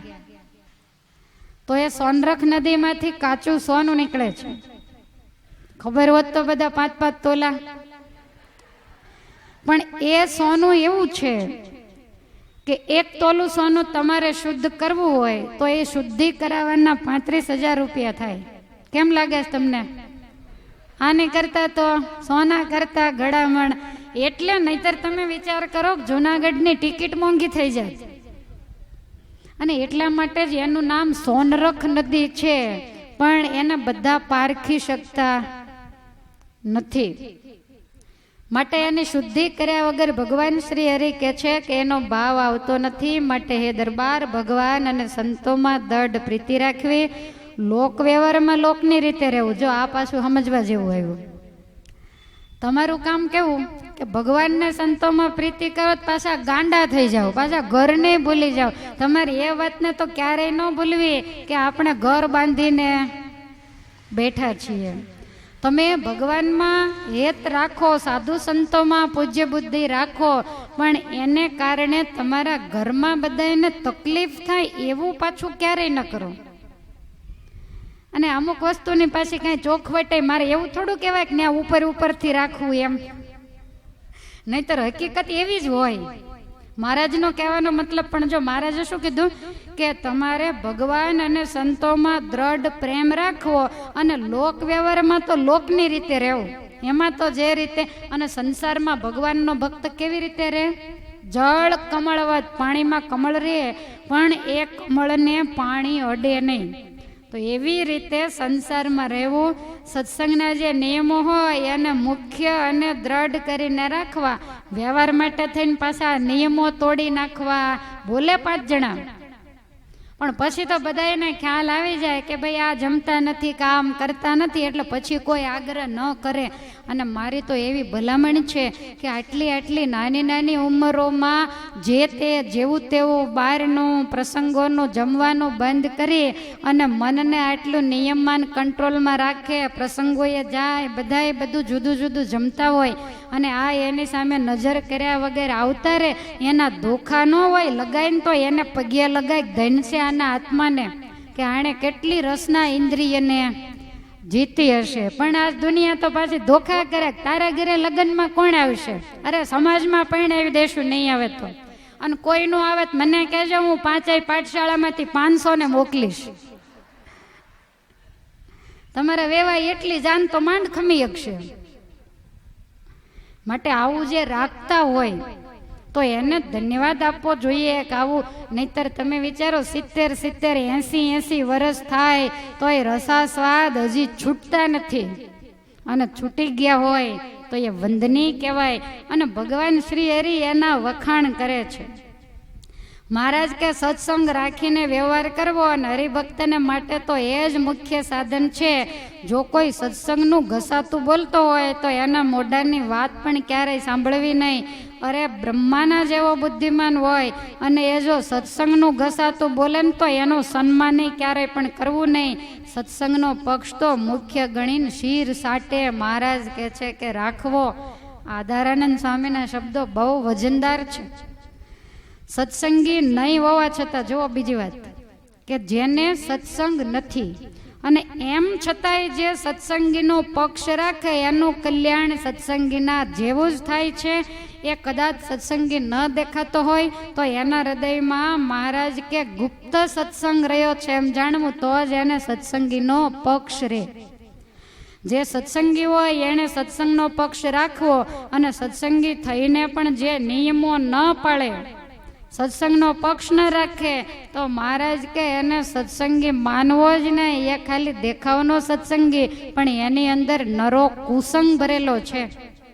અને સંતો કે ભક્તો કે ભગવાન એના દ્રોહરૂપી જેને ઉધઈ લાગી હોય, જેના સત્સંગના મૂળમાં, તો સંત રૂપી માળી એ સત્સંગ રૂપી વૃક્ષને હર્યું ભર્યું કરી દે. પણ જો સંતના વચન રૂપી જળનું સેવન કરે તો સમજાય છે. સત્સંગ રૂપી વૃક્ષ છે એના મૂળિયામાં ક્યારે ઉદય લાગે? ભગવાનના ભક્તનો, ભગવાનના સાધુનો, ભગવાનનો આ સત્સંગનો જ્યારે દ્રોહ થઈ જાય ત્યારે સમજી લેવું કે હવે ઉદય લાગી છે. અને ઉદય લાગે તો શું થાય? એના મૂળિયા ખવાઈ જાય ને મૂળિયા ખવાય એટલે એ ઝાડ પછી નિશ્ચય પડ્યું જાણવું એ સુકાઈ જાય. માટે સંતના વચનરૂપી જળનું સેવન કરે તો જ એ ઝાડ લીલું રહે છે. મહારાજે તો એબલ દરબારને ઉદ્દેશીને બહુ જાજી વાત કરી છે. મહારાજ કે હરિભક્તના અપરાધથી જે કાયમને માટે ડરતો રહે, હરિભગતનો મહિમા સમજે, એનું ઘસાતું વેણ ક્યારેય બોલે નહીં અને કાને કરીને સાંભળે નહીં, એની અંદર કળિયુગનો પ્રવેશ કોઈ દી થાય જ નહીં. એટલે સહેલામાં સહેલો ઉપાય બતાવ્યો. આપણી અંદર કળિયુગનો પાસ કેમ લાગે છે એ બતાવ્યું છે કે જ્યારે જ્યારે, અને આપણે કેવું હોય કે ડબલ ઢોલ વાગે, ઘણાનું આવું હોય, બધી બાજુ કોઈ જો કોઈના વખાણ કરે તો એમાંય ભળી જાય, અને કોઈ કોઈની નિંદા કરતું હોય તો એમાંય ભેગા લોલે લોલ કરતા હોય. કોઈ એક પ્રકારનો પક્ષ એને હોતો નથી. અને એટલા માટે કળિયુગનો પ્રવેશ થાય. અને મહારાજ કહે છે કે આવી દ્રઢતા હોય તો કળિયુગનો પ્રવેશ થાય નહીં, અસુરોનું એની પાસે કાંઈ ચાલે નહીં, એ હરિભક્તોમાં આસુરી બુદ્ધિ ક્યારેય પણ આવે નહીં. અને જો અભાવ લેવામાં આવે અને કઠોર વચન બોલવામાં આવે ત્યારે અસુરોનું બળ વધે, પછી એના સત્સંગનું કોઈ ઠેકાણું રહેતું નથી. આવી રીતે ભગવાન શ્રી હરિએ વાત કરી અને એને અભલ દરબારે હૃદયની અંદર ધારી લીધી છે. એમના ભક્તિભાવથી વશ થયેલા ભગવાન એમના રાજ, કુટુંબ, પરિવાર, જમીન, મિલકત એ બધાની જવાબદારી પોતાની માથે લઈને ફરે. સતત એબલ દરબારના વ્યવહારનું ધ્યાન રાખે છે. એકવાર મહારાજ એબલ દરબારને કહે છે કે દરબાર, હવે વાવણીનો સમય નજીક આવશે, આ ઉનાળો આવ્યો છે એટલે જમીનને ખેડીને પહેલા તપાવી દેવી જોઈએ. એવા દરબારને નહીં ખબર પડતી હોય. એબલ દરબાર કે મહારાજ તો શું કરવું? તો કે અમે તમારા ઘરના કારભારી બન્યા એટલે હવે તમે કાંઈ ધ્યાન દેતા નથી, તો તમારી આ 1800 વીઘા જમીન છે એને અમે ખેડાવી નાખીએ. લો બોલો. ત્યારે એબલ દરબાર કહે છે મહારાજ મેં તો બધું તમને આપ્યું, તે તમને ઠીક લાગે એમ કરો. મહારાજે તરત જ સંતોને પાર્ષદોને કીધું કે અમારી જમીન ખેડવાની. બોલો, સાધુ ઘરની ખેતી મૂકીને આવ્યા અને એને મહારાજ કે તમારા દાદાની જમીન ખેડવાની છે. બધાને હુકમ કર્યો અને તમામ જમીન મહારાજે માથે ઊભા રહીને ખેડાવી. હવે 1800 વીઘા જમીન ખેડતા કેટલી વાર લાગે? આમાં એવું લખ્યું છે કે મહારાજે એક સાથે 40 સાથી જોડાવ્યા અને થોડાક દિવસોમાં જમીન ખેડાવી. અને મહારાજે મોટાબા લાડુબા વગેરેને કીધું કે જ્યાં સુધી 1800 વીઘા જમીન ખેડાઈને ચોખ્ખી નહીં થાય ત્યાં સુધી અમે વાડીએ ને વાડીએ જ રહેશું. એટલે તમારે રસોઈ બનાવીને ગાડામાં લઈને ત્યાં અમને જમાડવા. તમારા ઘરની જમીન ખેડાતી હોય ને તોય આપણે 24 કલાક વાડીએ ન રહીએ. ભગવાન શ્રી હરિએ થોડાક દિવસમાં જમીન ખેડાવી નાખીને પછી મૂળિયા વીણાવ્યા. કંઈક નીકળતા હશે ને વીણતા હશે. પછી મૂળિયાના મોટા ગંજ કર્યા. અને આ કામ પત્યું ત્યાં સુધી મહારાજ ત્યાં જ રોકાયા, ત્યાં જ જમતા અને ત્યાં જ પડતા. જમીન ખેડવાનું કામ પૂરું થયું પછી મહારાજે બહુ મોટો ત્યાં ઉત્સવ કરાવીને બધાને ભાવથી પીરસીને જમાડ્યા. અને જેટલા જેટલા જમીન ખેડતા અને મૂળિયા વીણતા એને બાથમાં લઈ લઈને મહારાજ મળ્યા. અને પછી ભગવાન શ્રી હરિ કહે છે કે હે સંતો, હે પાર્ષદો, હે ભક્તો, એક વાતને તમે સમજી લો, તમે આ જે કાંઈ કામ કર્યું એ અભલ દરબારનું કામ નથી કર્યું, તમે અમારી સેવા કરી છે. અને આ કોઈ ગઢડા ગામના કાઠી કે ગામધણી નથી, આ તો બધાય અક્ષરધામના મુક્તો છે. પછી મહારાજ કે દરબાર આ સંતોએ અને પાર્ષદો અને ભક્તોએ તમારી જમીન ખેડાવી, તે હવે તમારે એને કંઈક દેવું જોઈએ. દરબાર કહે છે કે મહારાજ શું આપો? મહારાજ કે સાધુને બીજું શું હોય, વસ્ત્રો ઓઢાડો. એટલે ભગવાન શ્રી હરિના કહેવાથી સંતો પાર્ષદોની પૂજા કરી એક એક ધાબળી અને 4 વસ્ત્ર દરબારે ઓઢાડ્યા.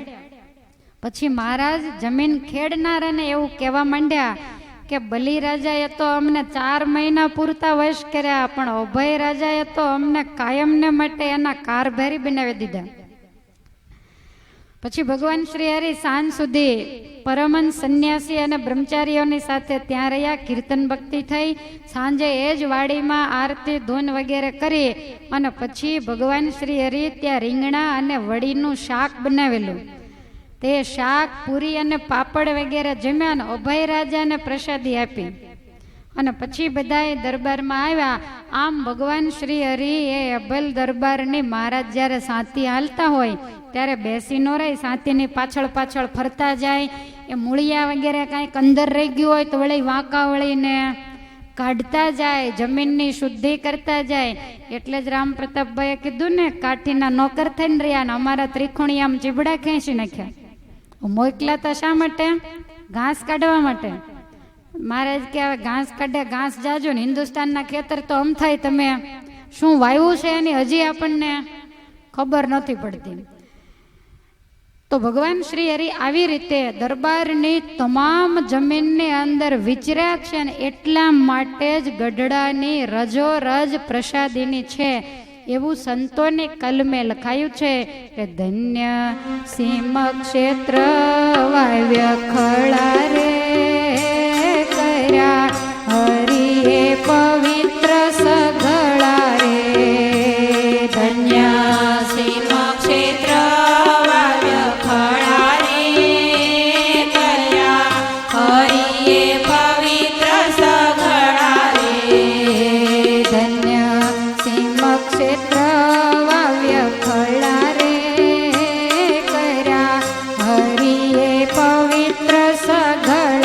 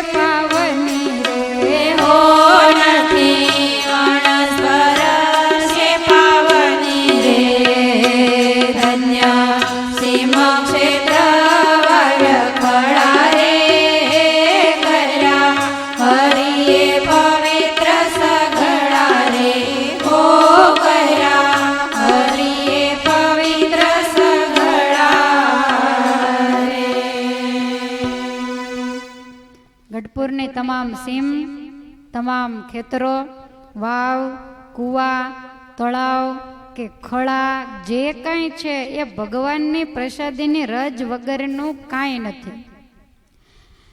ચરણ રજે ભર્યા ભરપૂર અને સ્પર્શે રજ કરે દુઃખ દૂર.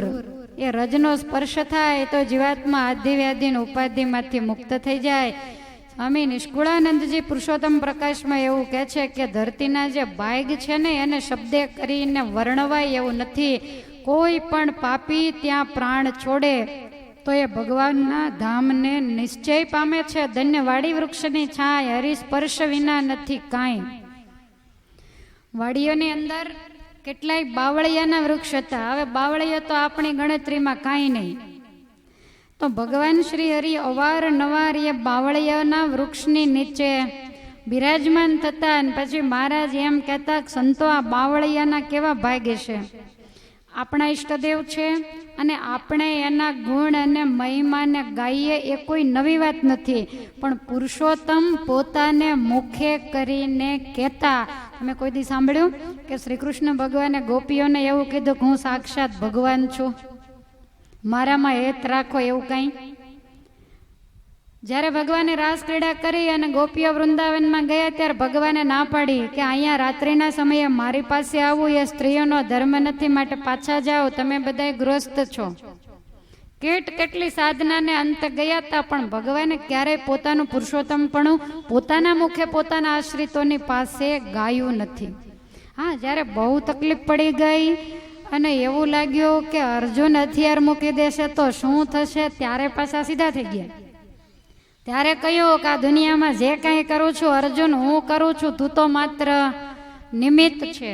પણ બાકી ભગવાન એવું ક્યારેય બોલ્યા નથી. મર્યાદા પુરુષોત્તમ તો ક્યારેય નહીં.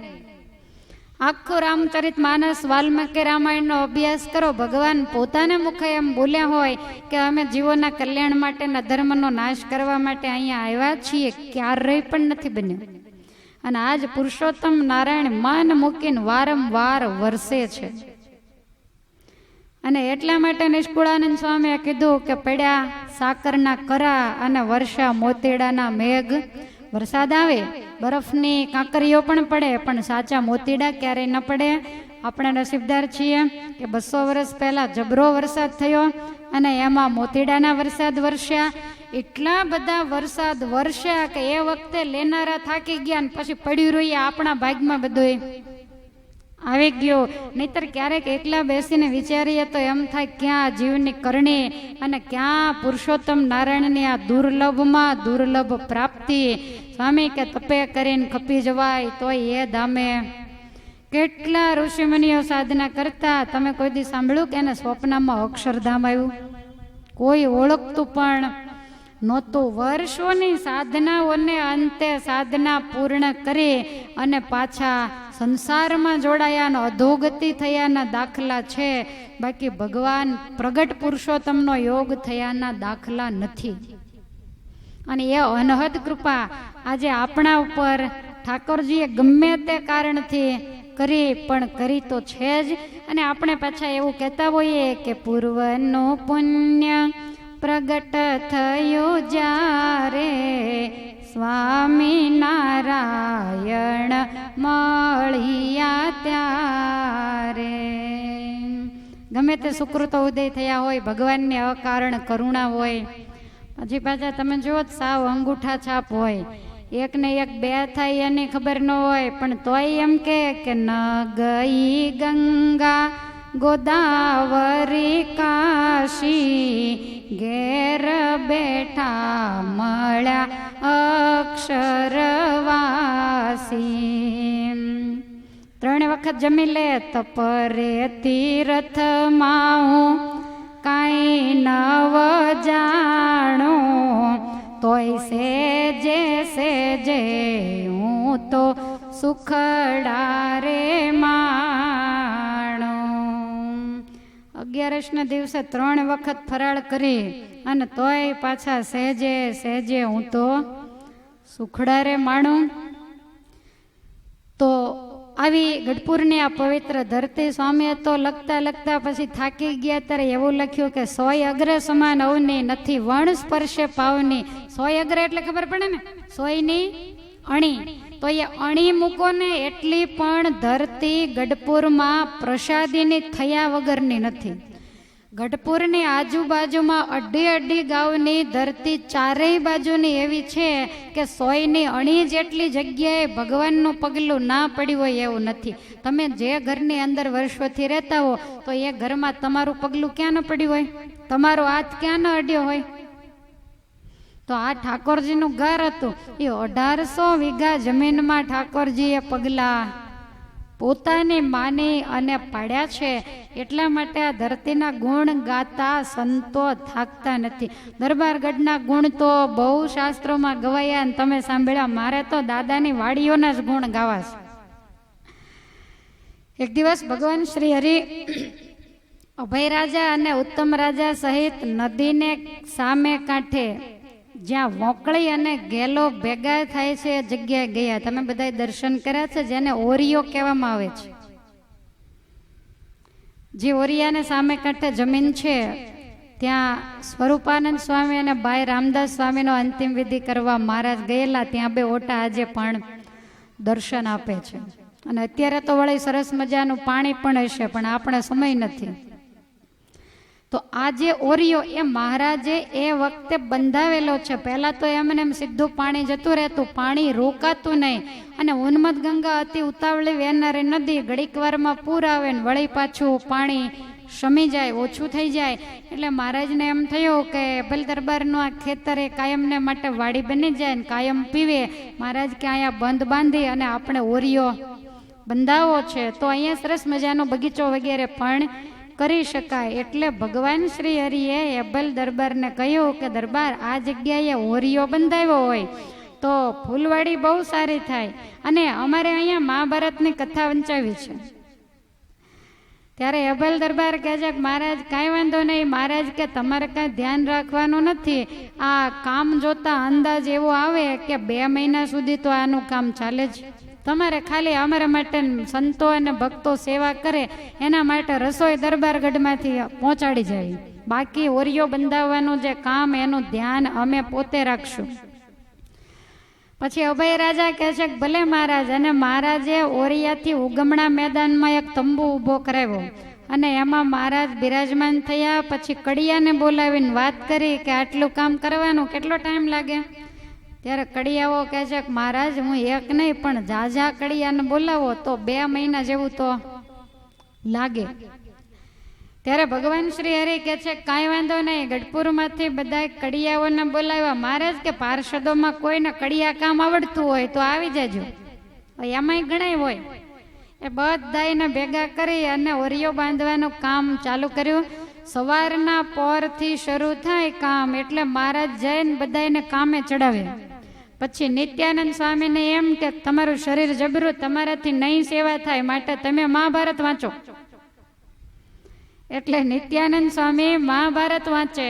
તે સવારે 7 વાગે મહાભારત વાંચવાનું ચાલુ થાય, 10 વાગ્યા સુધી વાંચે અને મહારાજ હરે હરે કહેતા હોંકારા દેતા એ ઓરિયાને કાંઠે મહાભારતની કથા સાંભળે.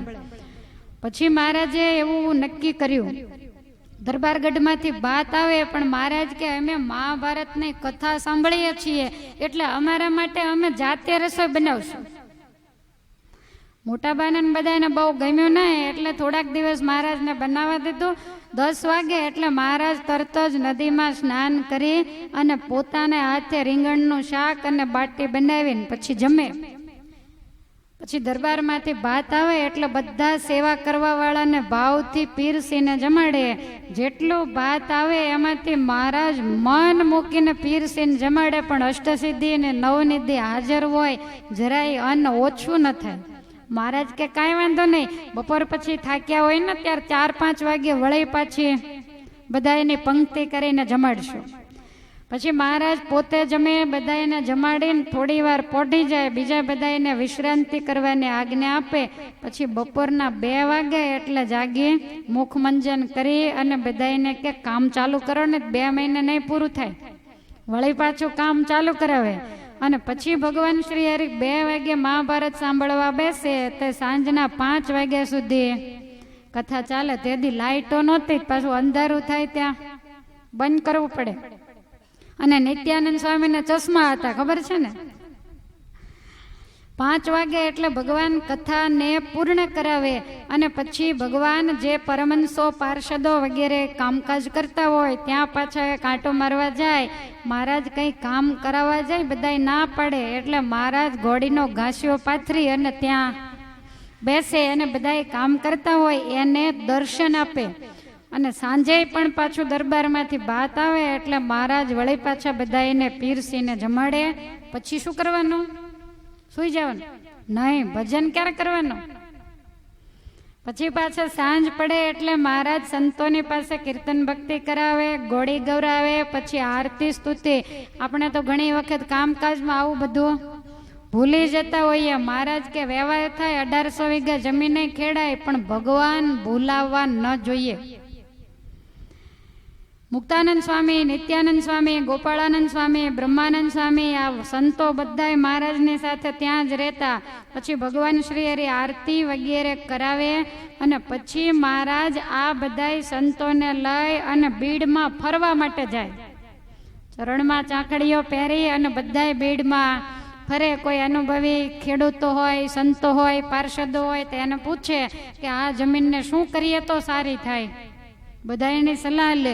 પછી પાછા તંબુઈ આવે અને ત્યાં બધાને મહારાજ જમાડે અને લાડુબા પણ થાળ કરી અને બ્રહ્મચારીની સાથે મહારાજ માટે મોકલે ને એમ કે બપોરે તો હાથે જમે, પણ અત્યારે જરાક સમજાવી મનાવી અને આ થાળ જમાડી દેજો. એટલે બ્રહ્મચારી થોડાક ખીજાય વડે, કારણ કે મહારાજની સાથે એને બહુ આત્મીયતા હતી અને મહારાજને પરાયણે જમાડે. પછી ભગવાન શ્રી હરિ જમી બધા એને જમાડી અને પછી બ્રહ્મ નિરૂપણની વાતો કરે. વચનામૃતોના વરસાદ થાય. વચનામૃત એટલે કાંઈ સ્વામિનારાયણ હરે એને જ વચનામૃત કહેવાય એવું નહીં. પુરુષોત્તમ નારાયણના મુખમાંથી જે પ્રવાહ નીકળે એ બધોય વચનરૂપી અમૃત જ કહેવાય, એટલે જ એને વચનામૃત કહેવાય. તો 9 વાગ્યા સુધી વચનામૃતની હેલી થાય અને 9 વાગ્યા પછી ગવૈયા પ્રેમાનંદ સ્વામી, જોગાનંદ સ્વામી, મુક્તાનંદ સ્વામી ને બ્રહ્માનંદ સ્વામી સરોદા, તાલ, મૃદંગ વગેરે વગાડીને કીર્તન ગાય. ક્યાં સુધી ગાય એવું નથી લખ્યું, પણ એના કીર્તન પૂરા થાય ત્યારે અભય રાજાને એક વાજુ વગાડતા આવડતું, જંત્ર નામનું વાજુ એવું લખ્યું છે. પછી મહારાજ એમ કે દરબાર હવે તમે વાજુ વગાડો. એટલે દરબાર વાજુ વગાડે અને સંતો કીર્તન ગાય. ભગવાન સાંભળીને દરબાર ઉપર અતિ પ્રસન્ન થાય. આવી રીતે 2 મહિના સુધી ત્યાં રહી સંપૂર્ણ મહાભારત સાંભળી અને મહારાજે ઓરિયો બંધાયો. એક બાજુ મહાભારત વંચાઈ ગયું તો બીજી બાજુ ઓરિયો બાંધવાનું કામ પણ પૂરું થયું. પછી મહારાજે કથાની પૂર્ણાહુતિ કરી, સાધુ બ્રાહ્મણોને જમાડ્યા અને ઉત્તમ રાજા આગળ તમામ બ્રાહ્મણોને રૂપિયો દક્ષિણા અપાવી. નિત્યાનંદ સ્વામી વક્તા હતા એટલે એની પૂજા કરીને એને પોશાક આપ્યો અને બીજા જે ઓરિયો બાંધવામાં સેવા કરતા એ તમામ ભક્તોને અને સંતોને મહારાજ બાથમાં લઈને મળ્યા. બીજા જે પાર્ષદો સંતો હતા એને 3 વસ્ત્રો આપ્યા અને છાતીમાં ચરણારવિંદ આપ્યા. બ્રહ્મચારીને કે લાવો તમારી પૂજા કરો. બ્રહ્મચારી કે હવે મેં ક્યાં કાંઈ સેવા કરી, માટે મારી પૂજા ન હોય. મહારાજે પરણે બ્રહ્મચારીને બેસાડી અને એમની પૂજા કરી, એમને પોશાક આપ્યો. અને તે દિવસે બ્રહ્મચારી કે આજ મારી પૂજા કરી, મારી ઈચ્છા નહોતી, તમારું માન રાખ્યું, તે હવે આજ બપોરે હું થાળ બનાવીશ, તમારે હાથે નથી બનાવો. મહારાજ કે કાંઈ વાંધો નહીં. પછી બ્રહ્મચારીએ થાળ બનાવી અને ભગવાન શ્રી હરિને જમાડ્યા અને 2 મહિનામાં તો અનેક લીલાઓ કરી, પણ એમાંથી તલ માત્ર આમાં લખી છે. અને 2 મહિને મહારાજ પાછા દરબાર ગઢમાં પધાર્યા અને ઓરિયો કર્યા પછી પૂરો થઈ ગયો. 2 મહિના પછી દરબારમાં આવી ગયા તોય પાછા રોજ 4-5 વાગે એટલે ઘોડીએ બેસીને વળી પાછા ઓરીએ જાય કે હવે પાણી રોકાઈ ગયું, માટે અહીંયા સરસ મજાની વાડી થશે. અને ત્યાં જઈ અને 2 કલાક ઘોડાના ઘાસિયા ઉપર એ જગ્યાએ મહારાજ રોજ બેસતા.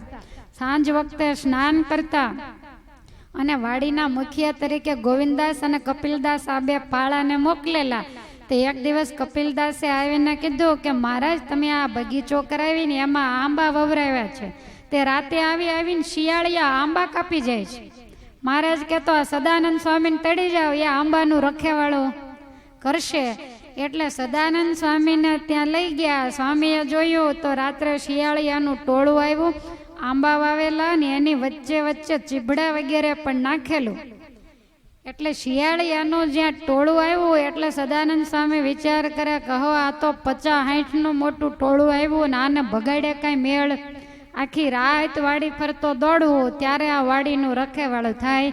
એટલે સદાનંદ સ્વામીએ જરાક ચપટી વગાડીને 60 શિયાળિયાઓના નાડી પ્રાણ ખેંચી લીધા અને ધબોધબ બધા જ નીચે પડી ગયા. સવારે મહારાજ આવ્યા, મહારાજે જ્યાં શિયાળિયાને પડેલા જોયા, સદાનંદ સ્વામીને કે મહાપુરુષ આ શું કર્યું? ત્યારે સદાનંદ સ્વામી કે બીજું કાંઈ નથી કર્યું, એને બધ મટાડીને મહાદશા પમાડી મુક્ત બનાવ્યા. ભગવાન શ્રી હરિ કે અરે સાધુ રામ, માણાને મહાદશા પમાડવાની હોય, આ શિયાળિયાને નહીં.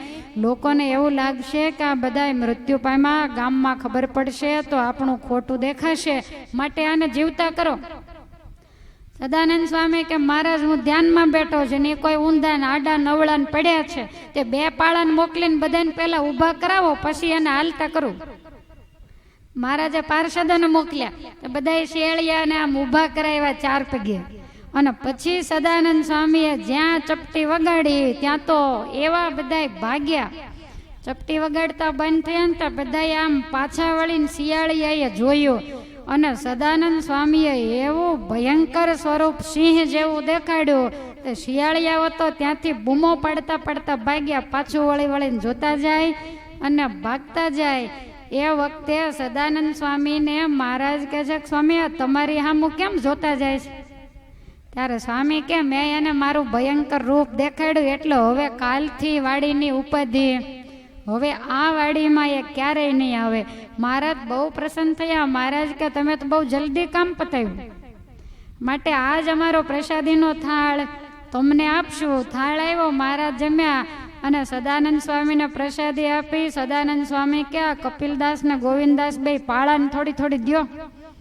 એટલે મહારાજે એને પણ પ્રસાદી આપી અને મહારાજ સાંજ સુધી ત્યાં રોકાણા.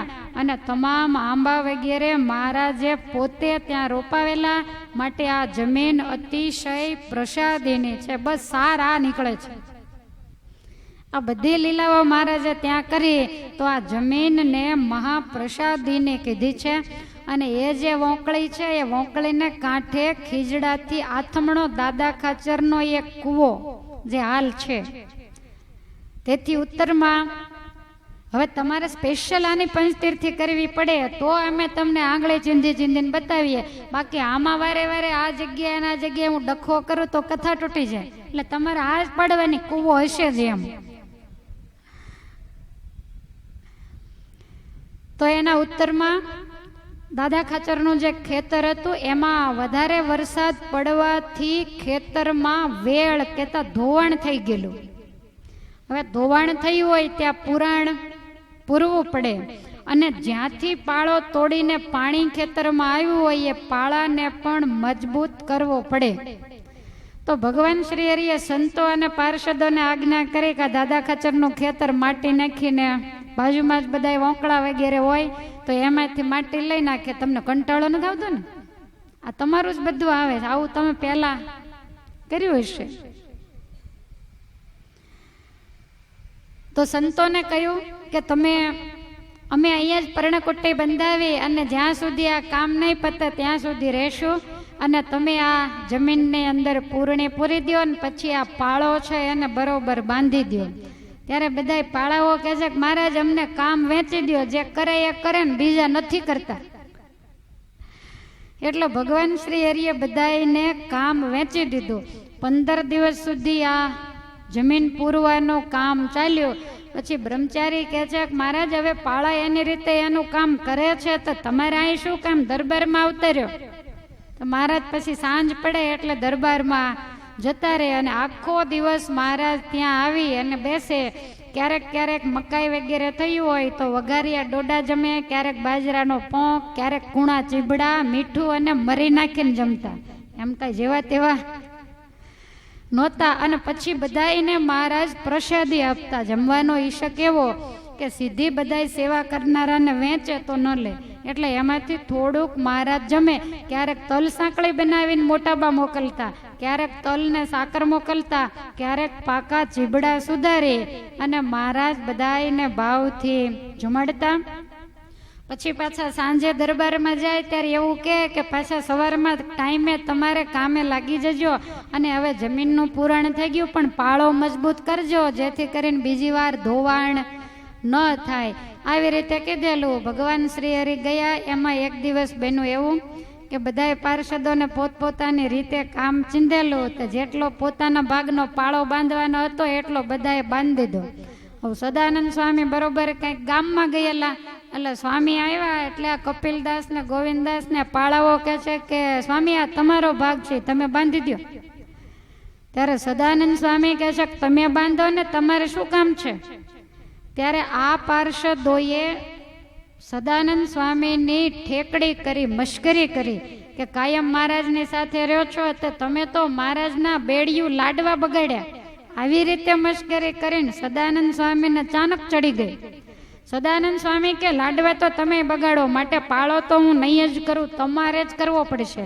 આવી રીતે પરસ્પર મશ્કરી, મજાક અને તકરાર થઈ. આમ જ્યાં ચર્ચા ચાલે ને એ જ વખતે ઠાકોરજીની ઈચ્છા એ આકાશમાં વાદળા ચડ્યા અને માંડ્યો વરસાદ પડવા. પાળાઓ તો બધા પોતપોતાની પર્ણકુટીમાં ભાગી ગયા.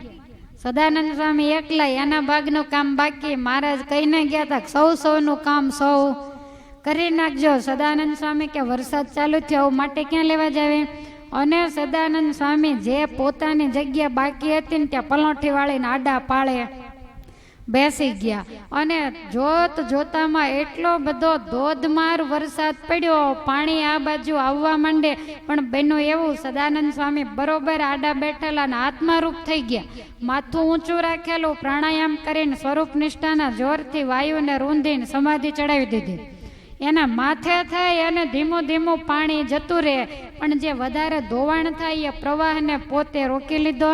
અને સદાનંદ સ્વામીની મશ્કરી કરી એટલે સ્વામીને થોડુંક દુઃખ થયું કે પાળાવો જોઈ લે, એટલે શ્વાસને રૂંધ્યો. અને એની સાથે એ બીડની અંદર રહેનારા પાર્ષદો, પશુ પક્ષી, મનુષ્યો અને જાનવર એ બધાયના મળ અને જળ બંધ કરી દીધા. હવે આ બાજુ અલૈયા ખાચર, ભગુજી વગેરે પાર્ષદો પરસ્પર વાતો કરવા માંડ્યા કે શરીરની અંદર શું થાય એ કાંઈ ખબર પડતી. બધાને ભયંકર મૂંઝવણ માંડી થવા. બધાએ અંદરો અંદર વાતો કરે ને એ જ વખતે બળદ વગેરે પશુઓના પેટ ફૂલવા માંડ્યા. હરણ, રોજ વગેરે જાનવરો બધાય તરફડવા માંડ્યા. કેટલાય પશુઓ તો બૂમા બૂમ માંડ્યા કરવા, પણ આ તો સમાધિમાં ઉતરી ગયેલા. હવે એમ કરતા માંડ સવાર થયું. ત્યાં પીપળાવાડીએથી સચ્ચિદાનંદ સ્વામી આંટો મારવા માટે આવ્યા. અલૈયા ખાચર ને ભગુજીએ વાત કરી કે આ શું થયું એ કાંઈ સમજાતું નથી. શરીરના બધાય દ્વાર બંધ થઈ ગયા છે અને બધા એટલા બધા પીડાય છે. ત્યારે હસતા હસતા સચ્ચિદાનંદ સ્વામી કે મારા ગુરુભાઈ ઓલા સદાનંદને તમે ઠેકડી કરીને એનું પાપ લાગ્યું છે. ઠેકડી તમે કરી અને પાપ બધાયને ભોગવવું પડ્યું, માટે એને સમાધિમાંથી જગાડો તો થાય. પાળાઓ કહે છે કે હવે અમારે કેમ જગાડવા? સચ્ચિદાનંદ સ્વામી કે હું મહારાજને વાત કરું. મહારાજને દરબારમાં જઈને વાત કરી, બધી વાત વિસ્તારથી સમજાવી. બધાય પશુઓ વગેરે પીડાય છે. મહારાજ તરત માણકી ઉપર અસવાર થઈ અને ત્યાં આવ્યા. ઉત્તમ રાજા, એબલ રાજા એને પણ સાથે લાવ્યા. અલૈયા ભક્ત અને ભગુજીને પાસે જઈ અને કહ્યું સદાનંદ ક્યાં છે? એટલે સદાનંદ સ્વામીની પાસે મહારાજને તળી ગયા. ખાલી ડોક દેખાય ને ઉપરથી ધીમું ધીમું પાણી ચાલ્યું જાય. ભગવાન શ્રી હરિ કહે છે કે આ પાળાઓને મારી આગળ બોલાવો. એટલે ગોવિંદદાસ ને કપિલદાસ બેને બોલાવ્યા. અને મહારાજ કહે છે કે મહાભારતની કથા થતી હોય, ભાગવતની કથા થતી હોય, તમે રોજ મારી પાસે બેસીને સાંભળો છો, તો તમે અષ્ટાવક્રની, ચવન ઋષિની આ બધાની કથા નથી સાંભળી? પાળાઓ કહે છે કે મહારાજ સાંભળી છે ને? તો કે એની અંદર લખ્યું છે કે ચવન ઋષિનો જરાક અપરાધ થઈ ગયો અને સુકન્યાએ સળી નાખતા એની આંખ ફૂટી, તો એણે કરી અને રાજા અને એના તમામ સૈન્યના પણ મળ અને જળ દ્વાર રૂંધાઈ ગયેલા અને બધાય પીડાતા. અને અષ્ટાવક્રની કથા તમે સાંભળી છે. શંખાસુરનો જે પુત્ર મૂર હતો એણે અષ્ટાવક્ર મુનિ આમ વાંકા ચૂકા ચાલતા તે એની જરાક મશ્કરી કરી, અને એ મશ્કરીએ કરીને ઋષિએ શાપ આપ્યો, એને અજગરનું શરીર આવ્યું અને અઘાસુર નામે દૈત્ય થયો અને ભગવાને એને મુક્તિ આપી. તો આવી કથાઓને તમે સાંભળી છે અને તોય યોગી એવા અમારા સદાનંદ સ્વામીની તમે મશ્કરી કરી. ભગવાન શ્રી હરિ બધાય પાર્ષદો ઉપર ખૂબ ખીજ્યા અને મહારાજ કહે છે કે આ તો વળી સચ્ચિદાનંદ સ્વામી આવીને અમને સમાચાર આપ્યા, બાકી સદાનંદ સ્વામી તો આખા ગામની આ દશા કરે એવા એ યોગી છે. ત્યારે બ્રહ્મચારી કે મહારાજ હવે વટજો પછી, પણ પેલા બધાને કાંઈક શરીરમાં સરખું થાય એવું કરો. ભગવાન શ્રી હરિએ તાણીને 4 આંકલ મારી એટલે સદાનંદ સ્વામી સમાધિમાંથી જાગ્યા. મહારાજને પગે લાગ્યા, ગુરુ મહારાજ શું આજ્ઞા છે? મહારાજ કે આ શું કર્યું? ત્યારે સદાનંદ સ્વામી કે મહારાજ મારો વાંક નથી, પણ મારા ભાગનો પાળો બાંધવાનો બાકી હતો ને એમાં વરસાદ આવ્યો, પછી મારે શું કરવું? એટલે મારા દેહનો પાળો બનાવીને એને મેં તમારી સેવામાં રાખી દીધો, માટે હવે આજ્ઞા આપો. મહારાજ કે પહેલા બધાયના દુઃખને ટાળો પછી આજ્ઞા આપો. એટલે પોતે ઊભા થયા, ચપટી વગાડીને શરીરને આમ જરાક મરડ્યું. ત્યાં તો બધાયને શરીરની અંદર શાંતિ થઈ, બધાયનો દુઃખ ગયો. પછી મહારાજ ઘોડા ઉપર ચડી સદાનંદ સ્વામીને આગળ લઈ જઈ અને ખળખળીએ સ્નાન કરીને સ્વામીને સ્નાન કરાવ્યું. પછી સ્વામીને 20 વખત બાથમાં લઈને મળ્યા. જેણે પોતાના શરીરને સેવામાં સમર્પિત કરી દીધું અને પછી છાતીમાં ચરણારવિંદ આપ્યા. પછી વળી દરબારમાં તેડી ગયા અને મહારાજ ઢોલિયા ઉપર બેઠા. મહારાજ ઉત્તમ રાજાને કે એક મોટો બાજોટ લાવો. એ બાજોટ લાવ્યા, એના ઉપર સદાનંદ સ્વામીને બેસાડ્યા. પછી મહારાજ કે હવે સદાનંદ સ્વામીની પૂજા કરો. એટલે ઉત્તમ રાજાએ સદાનંદ સ્વામીની પૂજા કરી. મહારાજ માટે થાળ આવ્યો, એ મહારાજ થાળ જમી અને સદાનંદ સ્વામીને પોતાને હાથે જમાડ્યા અને એને કહ્યું કે તમારે હવે આ દરબારગઢની ડેલીએ જ રહેવું, વાડીએ જ આવવું જ નહીં. એટલે સદાનંદ સ્વામી પછી ત્યાં ને ત્યાં રહ્યા અને પછી સભામાં મહારાજે તાળી પાડીને એમ કીધું કે આપણા સત્સંગમાં હજી કુસંગનો ભાગ છે. મુક્તાનંદ સ્વામી કહે છે કે મહારાજ કુસંગનો ભાગ વળી શું? ત્યારે મહારાજ કહે છે કે આપણે કાયમ કથા વાર્તા કરતા હોઈએ અને છતાંય વંદવા યોગ્ય સાધુની આપણા પાળાઓ મશ્કરી કરે બરોબર નહીં. એક જણો મશ્કરી ઠેકડી કરે અને બીજા કેટ લઈને એમાં હેરાન થવું પડે. માટે મોટા પુરુષની ઠેકડી આજ પછી કોઈ પણ જો કરે તો એ વચનદ્રોહી અને ગુરુદ્રોહી છે. અને આ સદાનંદ સ્વામીએ જે કર્યું ને એ બહુ સારું કર્યું. પાઠ ભણાવ્યા વગર કોઈને ખબર પડે જ નહીં. સ્વામીની મજાક કરનારા મહારાજના મુખમાંથી શબ્દો નીકળ્યા કે એ આગળ ઉપર જતા સત્સંગમાંથી પડી જશે અને એ વિમુખ થશે. આ બંને પાળાવો માટે બહુ ધ્યાન રાખવો. મહારાજ કે કુસંગીનો સંગ ના કરવો. કુસંગથી તો સૂકું બળતા લીલું પણ બળી જાય. ક્યારેય કોઈ મોટા પુરુષની, કોઈ ભગવાનના ભક્તની સત્સંગની હાંસી મશ્કરી કરતા હોય તો આપણે એની ભેગા દાંત ન કાઢવા. ખ્યાલ આવ્યો તમને? નહીતર એને જે પાપ લાગે એમાંથી અમુક હિસ્સો આપણને પણ મળે. માટે મજાક મશ્કરી સમૂહવડિયામાં થતી હોય એનો વાંધો નહીં, પણ ક્યારેય વડીલ તમારા ગૃહસ્થના ઘરમાં વડીલો હોય તો એ વડીલોની સાથે પણ ક્યારેય એવી હાંસી મજાક ન કરવી. અને એ હાંસી મજાક એની કિંમત જાય એવી તો ક્યારેય પણ ન કરવી. ઘણાને ટેવ હોય, ઘેર મહેમાન આવ્યા હોય તો હવે વડીલોને બિચારાને બોલવાની કે એવી કંઈ ઉંમર થાય એટલે ટેવ હોય તો મહેમાનની હાજરીમાં વડીલોને ધમકાવતા હોય તમારે શું કામ છે, છાનામાના બેસો ને, ટાઈમ થશે એટલે થાળી આવી જશે. તો એ શું કંઈ ખાવા માટે જ જીવે છે? મહેમાનની હાજરીમાં વડીલનું અપમાન થાય. વડીલ બિચારા કાંઈ બોલે નહીં પણ એને દુઃખ જરૂર થાય. માટે એનો સ્વભાવ એવો કાંઈક હોય તો એને ખમી ખાવો. આપણે નાના હતા ત્યારે આપણા સ્વભાવ એને ખૂબ ખમી ખાધા છે. આપણે એકની એક વાતને વારંવાર ગોળી અને પૂછતા તોય એણે હેતે કરીને જવાબ આપ્યા છે. માટે ઉંમર થાય અને એવો એનો સ્વભાવ થઈ જાય ને એકની એક વાત કદાચ પૂછ્યા કરે તો એને સરખી રીતે જવાબ આપવો. જ્યારે છોકરો નાનો હોય એના બાપના કોળે રમતો હોય અને એ વખતે બાપ રમાડતા હોય ને એમાં માની લો કે ફળિયામાં કંઈક કાગડો પોપટ કોઈ પક્ષી આવે એટલે એ પૂછે કે બાપા આને શું કહેવાય, ત્યારે એનો બાપ શું કે આને કાગડો કહેવાય. પછી વળી થોડીક વાર થાય ને ત્યાં પાછો મૂછો તાણતો તાણતો પૂછે કે એમ બાપા આને શું કહેવાય, એટલે ઓલા એમ કે દીકરા એને કાગડો કહેવાય. વળી પાછો રમતો હોય થોડીક વાર થાય તે પાઘડી માથાથી પકડે બાપા આને શું કહેવાય, તો કે દીકરા તને કીધું ને એને કાગડો કહેવાય. સમજાણું તમને? અને પછી એ બાપા જ્યારે વૃદ્ધ થાય, બહુ કાને સંભળાય નહીં અને નાના બાળક જેવી થોડી મંદ બુદ્ધિ થઈ જાય અને પછી ઓસરીમાં ખાટલો નાખી અને બેઠા હોય ને એમાં કોક મહેમાન આવે અને એ મહેમાન આવે ને બેસે.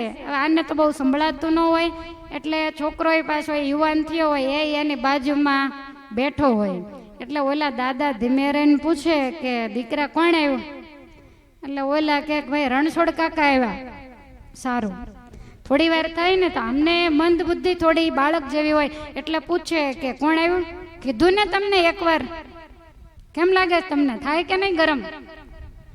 રણછોડ કાકા આવ્યા, એક વખત કીધું બોલ બોલ શું કરો કાંઈ સંભળાય નહીં ને, તો એ બિચારા વડીલને ત્રીજી વાર પૂછે કે કોણ આવ્યું છે, કેમ લાગે તમને?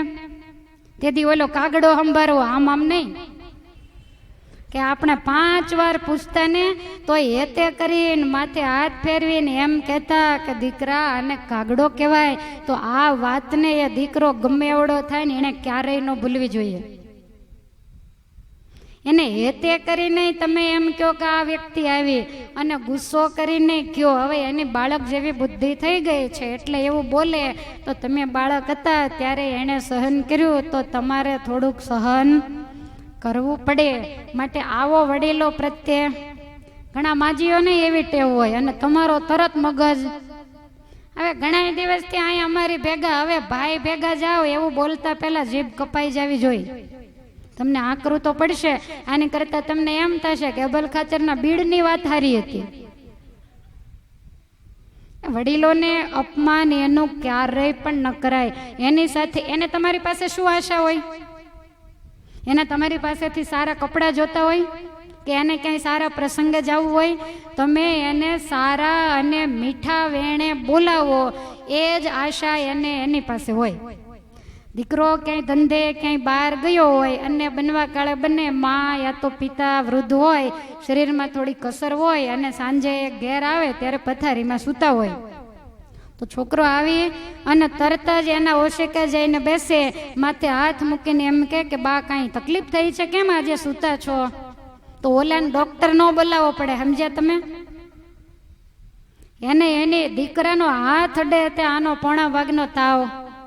અને તમે આ રીતે ભાવથી ક્યારેય પણ ક્યાંય પૂછતા હોય તો એ માની પરિસ્થિતિ તમે જોજો, એની આંખમાં તરત જળજળિયા આવી જાય અને એને એમ થાય કે પછી કોઈ એને પૂછે ને કે તમારા દીકરા, તો કે શ્રવણ જેવો મારો દીકરો. આ એના હૈયામાંથી આશીર્વાદ નીકળે, તમારે માળા ન ફેરવવી પડે. પણ આ આવડવું જોઈએ. આ તો હાથે કરીને દોષના ભાગીદાર બને, જેવી તેવી વાણી વાપરે. માટે વડીલો પ્રત્યે કાયમ આદરભાવ અને પૂજ્ય બુદ્ધિ રાખવી. ઘરમાં કંઈક સારી વસ્તુ બનાવી હોય ને તો વડીલોનો સ્વભાવ એવો હોય, એને એવી ટેવ પડે, એ છોકરાને પૂછે કે આ શું બનાવ્યું છે. આવું કાંઈ કદાચ પૂછે તો આ ઘરના નાના બહેનો હોય એને ક્રોધ ચડે, તમને નથી દેતી તે બધા એને પૂછ કરો. પણ પૂછ્યું તો શું થઈ ગયું? છોકરો તમને આવીને પૂછે તો તમને દુઃખ લાગે? માટે કાંઈ પણ વસ્તુ બનાવી હોય તો પહેલી ઠાકોરજીને ધરી અને એ વડીલને આપી દેવી અને પછી બાળકોને આપો. બહુ આનું જબ્બર પુણ્ય કીધેલું છે. મા બાપને આંતરડી ઠારે એ માણસ ક્યારેય દુઃખી થતો નથી. માટે સદાનંદ સ્વામીની કથા આપણને હું ક્યારની લાગ ગોતતી હતી, આને કાંઈ કીધું નથી આ કથામાં, કાંઈક આવે તો કહું. પણ હવે ગઢડામાં તો બીજું કાંઈ વિશેષ આવે નહીં અને વિશેષ લઈએ એટલો મારો ટાઈમ ઓછો થાય. પણ હવે સાંજમાં સમજી જાજો અને આવું ક્યારેય તમારે સાધુ સંતોની મશ્કરી કરવાનું કે એવું તો કંઈ આવે નહીં, પણ ઘરની અંદર આ વસ્તુનું ખાસ ધ્યાન રાખજો. તમને જેમ નાના હતા ને જાળવ્યા હતા તમારા મા બાપે, એમ અત્યારે તમે તમારા માવતરને સાચવજો અને એને તમે જતને કરીને જાળવજો. એ રહ્યા એટલું કાંઈ રહેવાના નથી. અને તમે જે સુખ સાહેબી ભોગવી રહ્યા છો, મોજ શોખ કરી રહ્યા છો, એમાં ઊંડા મૂળ એના છે, સારા પ્રતાપ એના છે. એણે શરીર ઉપર સારું કપડું પહેર્યા વગર કેવી મહેનત કરીને તમારા માટે મકાન, જમીનો, આ કાંઈ તમારી બધી વારસામાં જમીનો નથી, તમારા વડવાઓએ લીધેલી છે, એને વેચીને અત્યારે લહેર કરો છો. માટે આ વાતને ક્યારેય પણ ભૂલશો નહીં. કદાચ કાંઈક સ્વભાવ પ્રમાણે એને બોલવાની ટેવ હોય, કાંઈ કઠણ વચન બોલી જાય તો એને ખમી ખવાય એવો સ્વભાવ હંમેશા રાખજો. ભગવાન શ્રી હરિએ પણ એ જ વાત કરી છે કે આવા કુસંગીનો સંગ ન કરવો. પછી મહારાજે એવું કહ્યું કે આ જે સદાનંદ સ્વામી છે એ કાયમ ઘેલાને કાંઠે જ પડ્યા રહેતા અને એક જ પાટીએ બધી ક્રિયા કરતા. એ જ પાટીઓ જંગલ જવું હોય તો ગેલામાં જ પાણી ભરીને લેતા જાય, પછી પૂજા કરવી હોય તો એમાં જ પાછા પાણી ભરે. પછી રાત્રે જ્યારે સૂવું હોય ને ત્યારે એને ઓશીકે મૂકીને સૂઈ જાય. વળી પાછા પાણી પીવું હોય તો એમાં ને એમાં પાણી લઈને પીવે. તો ત્યારથી કોઈ વ્યક્તિ એકની એક વસ્તુને બહુ વાપર્યા કરે ને તો લોકો દાખલો આપે સદાનંદનો પાટિયા જેવું છે. તો આવા વિચારવાનું કે એ કેવા અલમસ્ત ફકીર હશે, ભગવાનને વિશે પ્રીતિવાળા હશે. મહારાજ કે ક્યારેક ક્યારેક તો પાણીનો પાટિયો ભરીને અમારી પાસે આવે અને પછી એમ કે હે નારાયણ સ્વામી ઈસમે અંગૂઠા ડાલો, એટલે આમાં તમારા ચરણનો અંગૂઠો બોળો, तुम्हारा कुछ भी इसमें नहीं जाता है અને हमारा पूर्ण काम होता है. અંગૂઠો બોળવામાં તમારું કાંઈ જવાનું નથી અને હું પૂર્ણ કામ થઈ જઈશ. મહારાજ કે આવું જ્યારે હોય ત્યારે સદાનંદ સ્વામી કરતા. તો એક વખત બ્રહ્માનંદ સ્વામી હસ્યા કે એકના એક પાટીએ બધી ક્રિયા કરે છે. પછી અમે બ્રહ્માનંદ સ્વામીને એમ કહ્યું કે સ્વામી તમને આ સાધુ અવધૂત જેવા દેખાય છે, પણ અમને તો એમ થાય છે કે આખું બ્રહ્માંડ ઓળગોળ કરીને આ સાધુ પરથી વારી ફેરીને ફેંકી દઈએ એવા આ સાધુ મોટા છે અને આને કાંઈ નથી ખબર પડતી એવું નહીં. પણ અવધૂત જેવો વેશ એ શા માટે રાખે છે? જો સારો વેશ રાખે તો અમે એને સંતના મંડળ ભેગા ગામડા ફરવા માટે મોકલી દઈએ. એટલે અવધૂતના જેવો આચાર રાખે છે એ અમારી પાસે રહેવા માટે થઈને રાખે છે. કારણ કે પરમહંસની સાથે જ્યારે ક્રિયા ન મળે ત્યારે પરમહંસ એને જુદો કાઢે અને પછી એકલા પડ્યા સુખેથી અમારા દર્શન કરે, દરબારમાં આવીને અમારી પ્રસાદી જમી અને ભજન કરે. માટે અતિ મોટા છે. ત્યારે બ્રહ્માનંદ સ્વામીએ કીધેલું કે તમારા પ્રતાપે કરી અને જે નાના દેખાય છે બધા મોટા છે અને આ સાધુ તો મહાસિદ્ધ દશાને પામેલા છે. એવાનો અપરાધ કરવાથી જીવનો નાશ થઈ જાય. જુઓ વચનામૃતમાં મહારાજે કીધું ને કે જીવનો નાશ ક્યારેય પણ થતો નથી. તો એવું કેમ લખ્યું હશે? તો મહારાજ કે મોટા પર્વતનો દેહ આવી જાય, કાંઈક એવા મોટા 500,000 વર્ષની આવરદા હોય એવા વૃક્ષનો દેહ આવી જાય તો કલ્યાણનું સાધન કેવી રીતે થાય? એટલે એને જીવનો નાશ થઈ ગયો એમ જાણવું. પછી મહારાજે બધાને આજ્ઞા કરી કે આજ પછી ક્યારેય અમારા સત્સંગમાં કોઈની મજાક મશ્કરી ન કરવી. પછી સભા વિસર્જન કરી અને બધાને ભોજન કરવાની આજ્ઞા આપી. આ રીતે ભગવાન શ્રી હરિ દુર્ગાપુરની અંદર નિવાસ કરીને રહ્યા છે. એક વખત મહારાજ જીવા ખાચરના દરબારમાં પધારેલા. હવે જીવા ખાચરના દીકરીઓ અમુલાબાઈ અને અમરીબાઈ એના ઓતરાદા બારના ઓરડાની ઓસરીએ તમે જીવા ખાચરના દરબારના દર્શન કર્યા છે? તો તમને ઓતરાદાની ક્યાંથી ખબર હોય?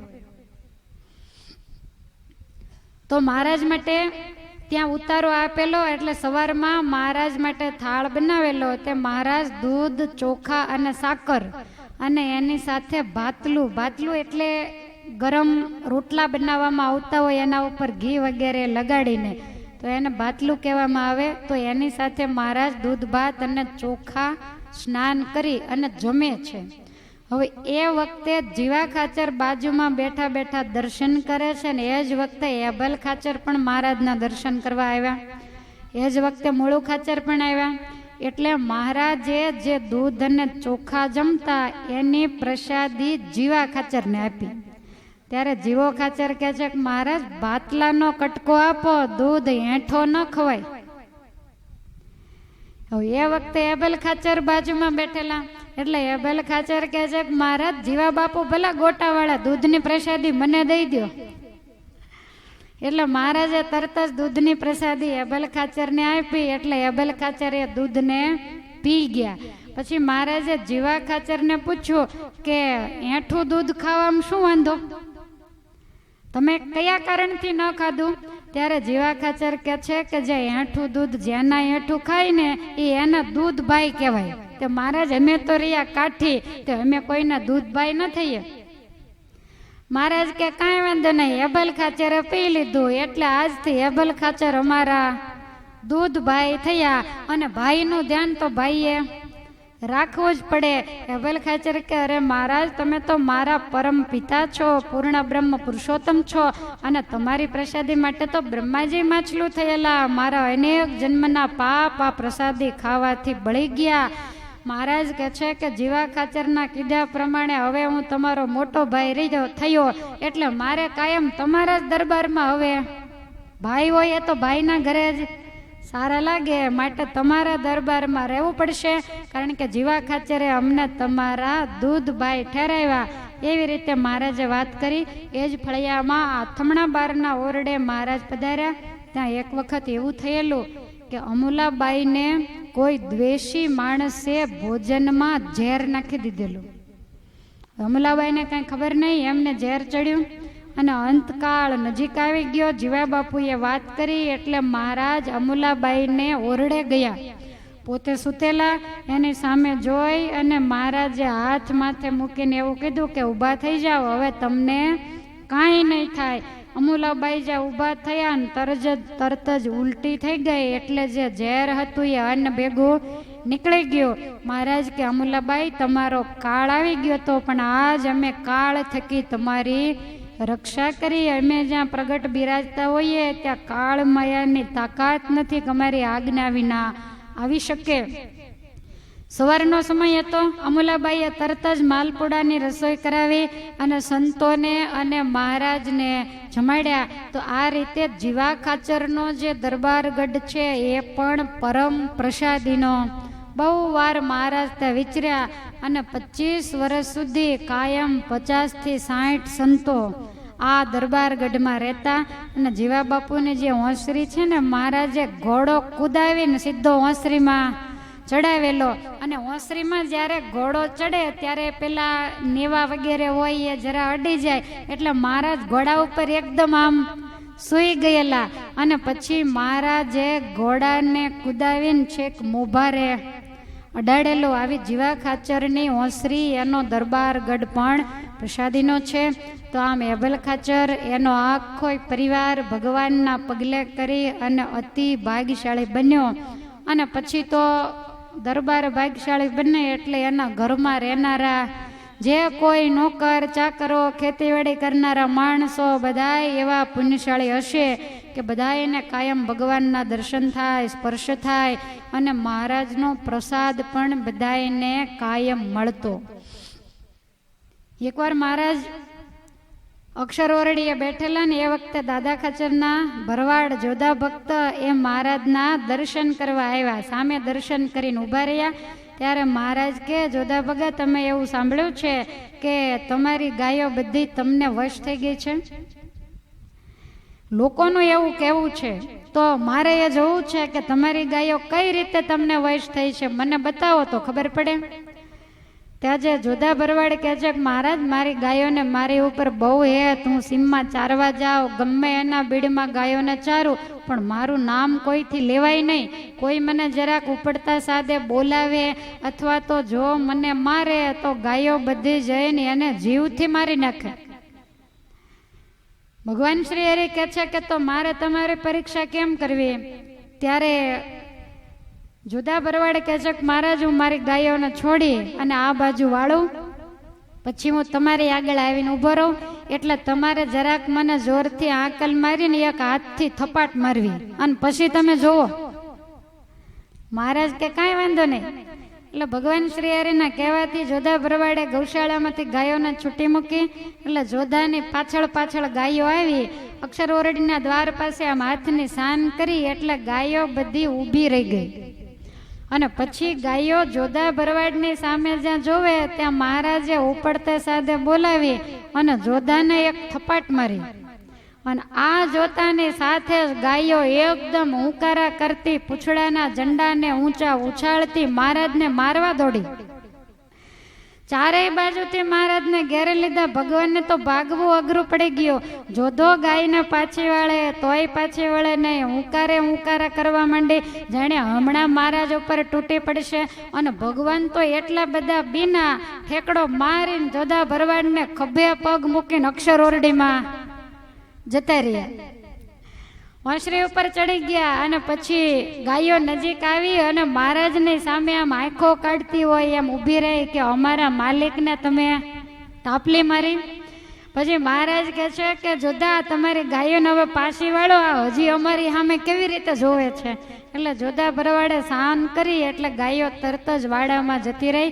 મહારાજ કહે છે કે જોધા અમે જ્યારે કૃષ્ણ અવતારમાં આવ્યા ને ત્યારે બધી ગાયો અમે વશ કરેલી. એટલે વાંસળી વગાડીએ તો જ્યાં હોય ત્યાંથી ગાયો અમારી આજુબાજુમાં આવી જાય. અને ત્યાર પછી તમે ગાયોને ખરેખરી વશ કરી છે. અને જોધા તમે કોણ છો તમને ખબર છે? કૃષ્ણ અવતારમાં ભગવાનની સાથે ગાયો ચારનારા તમે એના મિત્ર છો. અમારી સેવા કરવા અને અમારી પ્રસન્નતા મેળવવા માટે તમે મનુષ્ય જન્મને ધારણ કર્યો છે. મહારાજ અતિ રાજી થઈ અને બ્રહ્મચારીને કે આજનો પ્રસાદીનો થાળ જોધા ભરવાડને દઈ આવજો. તે જોધા ભરવાડ મહારાજને પ્રસાદી જમ્યા. જેવા જોધા ભરવાડ હતા એવા જ ભગવાનના પરમ ભક્ત બીજલ કરીને ભરવાડ હતા. અને આ બીજલ ભક્ત છે એ કાયમ દાદા ખાચરની ગાયો દોવાનું કામ કરતા. મહારાજને આ બધા નોકરો ચાકરો ઉપર બહુ હેત હતું. બીજલ ભરવાડ જ્યારે ગાયો દોવે ને ત્યારે મહારાજ પાછળથી ત્યાં જાય. અને બીજલ ભરવાડનો કંઠ બહુ મીઠો હતો એટલે ભગવાનમાં હેત અને જેવું આવડે બધું વધારે ન આવડે પણ કીર્તનોની એક બે કડીઓ આવડતી હોય. દાદાના દરબારમાં અખંડ કીર્તન ભક્તિ થતી હોય એટલે આને કંઈક કડીઓ મોઢે રહી ગઈ હોય એટલે ગાય દોતો દોતો કીર્તન ગાય. તે મહારાજ એને સાંભળવા માટે ત્યાં જાય. એક વખત સવારનો સમય અને જોધો આ બીજલ ભરવાડ ગાયો દોવે છે અને ગાયો દોતા દોતા કીર્તન બોલે. ભગવાન શ્રી હરિના કાને કીર્તનના શબ્દો પડ્યા એટલે મહારાજ તરત જ ગૌશાળામાં, જોધાને કાંઈ ખબર નહીં, મહારાજ એની પાછળ જઈને ઊભા રહ્યા. અને એ વખતે જોધો ભરવાડ મોટો અવાજ કાઢી, ગૌશાળામાં તો કોઈ હોય નહીં, અને બ્રહ્માનંદ સ્વામીનું બનાવેલું પદ ગાઈ રહ્યો છે. કાનુડો રે કાનુડો રે જમુનાજીને યારે પાણીડા વાળે રે બેન કાનુડો.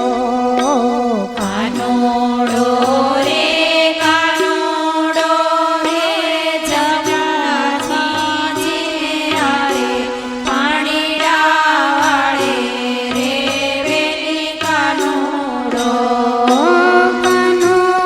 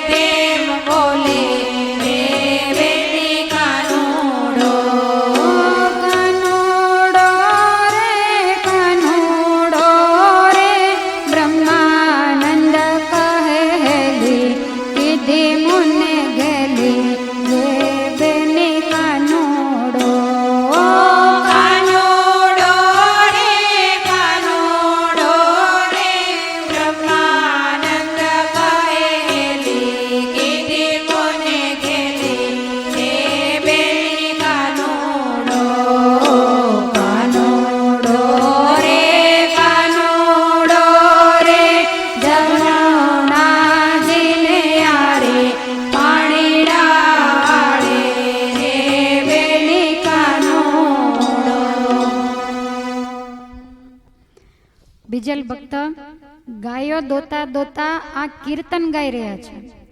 ભગવાન શ્રી હરિ પાછળ ઊભા છે, પોતાનો ચરણારવિંદ જડાક અડાડી અને મહારાજ કહે છે કે બીજલ આ કાનુડો કોણ? એટલે બીજલ ભરવાડે ગાયો દોતા દોતા દૂધની છેડ ભગવાનના મુખારવિંદ ઉપર મારી અને કહે છે કે આ કાનુડો. ભગવાન શ્રી હરિ કે અરે તું તો ભરવાડનો ભરવાડ રહ્યો, આ મારો મુખારવિંદ ને કપડા બગાડી મૂક્યા. ત્યારે બીજલ ભરવાડ કહે છે કે મહારાજ તમે કાનુડો ને કાનુડો જ રહ્યા, કેટલી ગોપીઓના ચીર ખેંચી ખેંચીને મેં ફાડ્યા તો નથી ને, તમે તો કેટલાયના ફાડી નાખેલા ને કેટલાયના મટકાઓને ફોડી નાખેલા, મય માખણને ઢોળી નાખેલા, અને હું ગાતો એકાય વાત ખોટી હતી? મહારાજ કે ના જરાય ખોટી નહીં, તે જે ગાયું ને એ અમને બહુ ગમ્યું એટલે અમે સાંભળવા માટે આવ્યા છીએ, અમે તારા ઉપર બહુ રાજી થયા, માગ. ત્યારે બીજલ કહે છે કે મહારાજ હું આ દૂધ દઉં છું ને એ તાજું તાજું દૂધ તમને પાવું તો પીશો? મહારાજ કે આ કાંઈ વાસણ છે? ત્યારે બીજલ કે એક ઉટકેલી તાંસળી હારે જ રાખું, તમારું કાંઈ નક્કી નહીં. તાંસળી તરત લીધી. મહારાજ કે દૂધ ગરણું? તો પોતાની કેડિયાની કસ હતી એની સાથે ધોયેલું એક ગરણું બાંધેલું. બોલો ભરવાડ હતો તોય આપણે તો હાવ ગયા. બધું ફિલ્ટર થઈને જ આવે તમારે ગાયના પેટમાંથી જ, એટલે કાંઈ માથાકૂટ.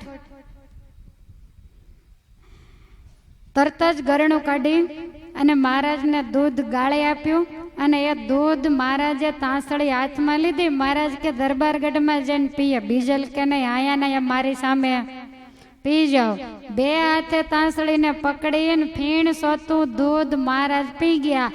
દૂધનો સફેદ સુંદર મજાનો મૂછને આકારે દોરો પડ્યો અને એમને મુખારવીને લુયા વગર મહારાજ દરબારગઢમાં ગયા. ત્યાં તો બ્રહ્માનંદ સ્વામી સામે મળ્યા. તો બ્રહ્માનંદ સ્વામી તો આમ ડોલતા ડોલતા ચાલે. ત્યારે મહારાજ કે સ્વામી એમ કેમ કરો છો? ત્યારે મહારાજને કે રૂડી તારી મૂછની રેખા ઉપડતી, ચિત્ત ચોર્યું ચાલુ લડથડતી. આ દૂધનો દોરો પડ્યો, કોણે દૂધ પાયું? મહારાજ કે ઓલા બીજલે પાયું. પછી બ્રહ્માનંદ સ્વામીએ એનો કીર્તન બનાવ્યું. આવી રીતે આ બંને ગોવાળ ભક્તો ઉપર ભગવાન શ્રી હરિ અતિ પ્રસન્ન હતા.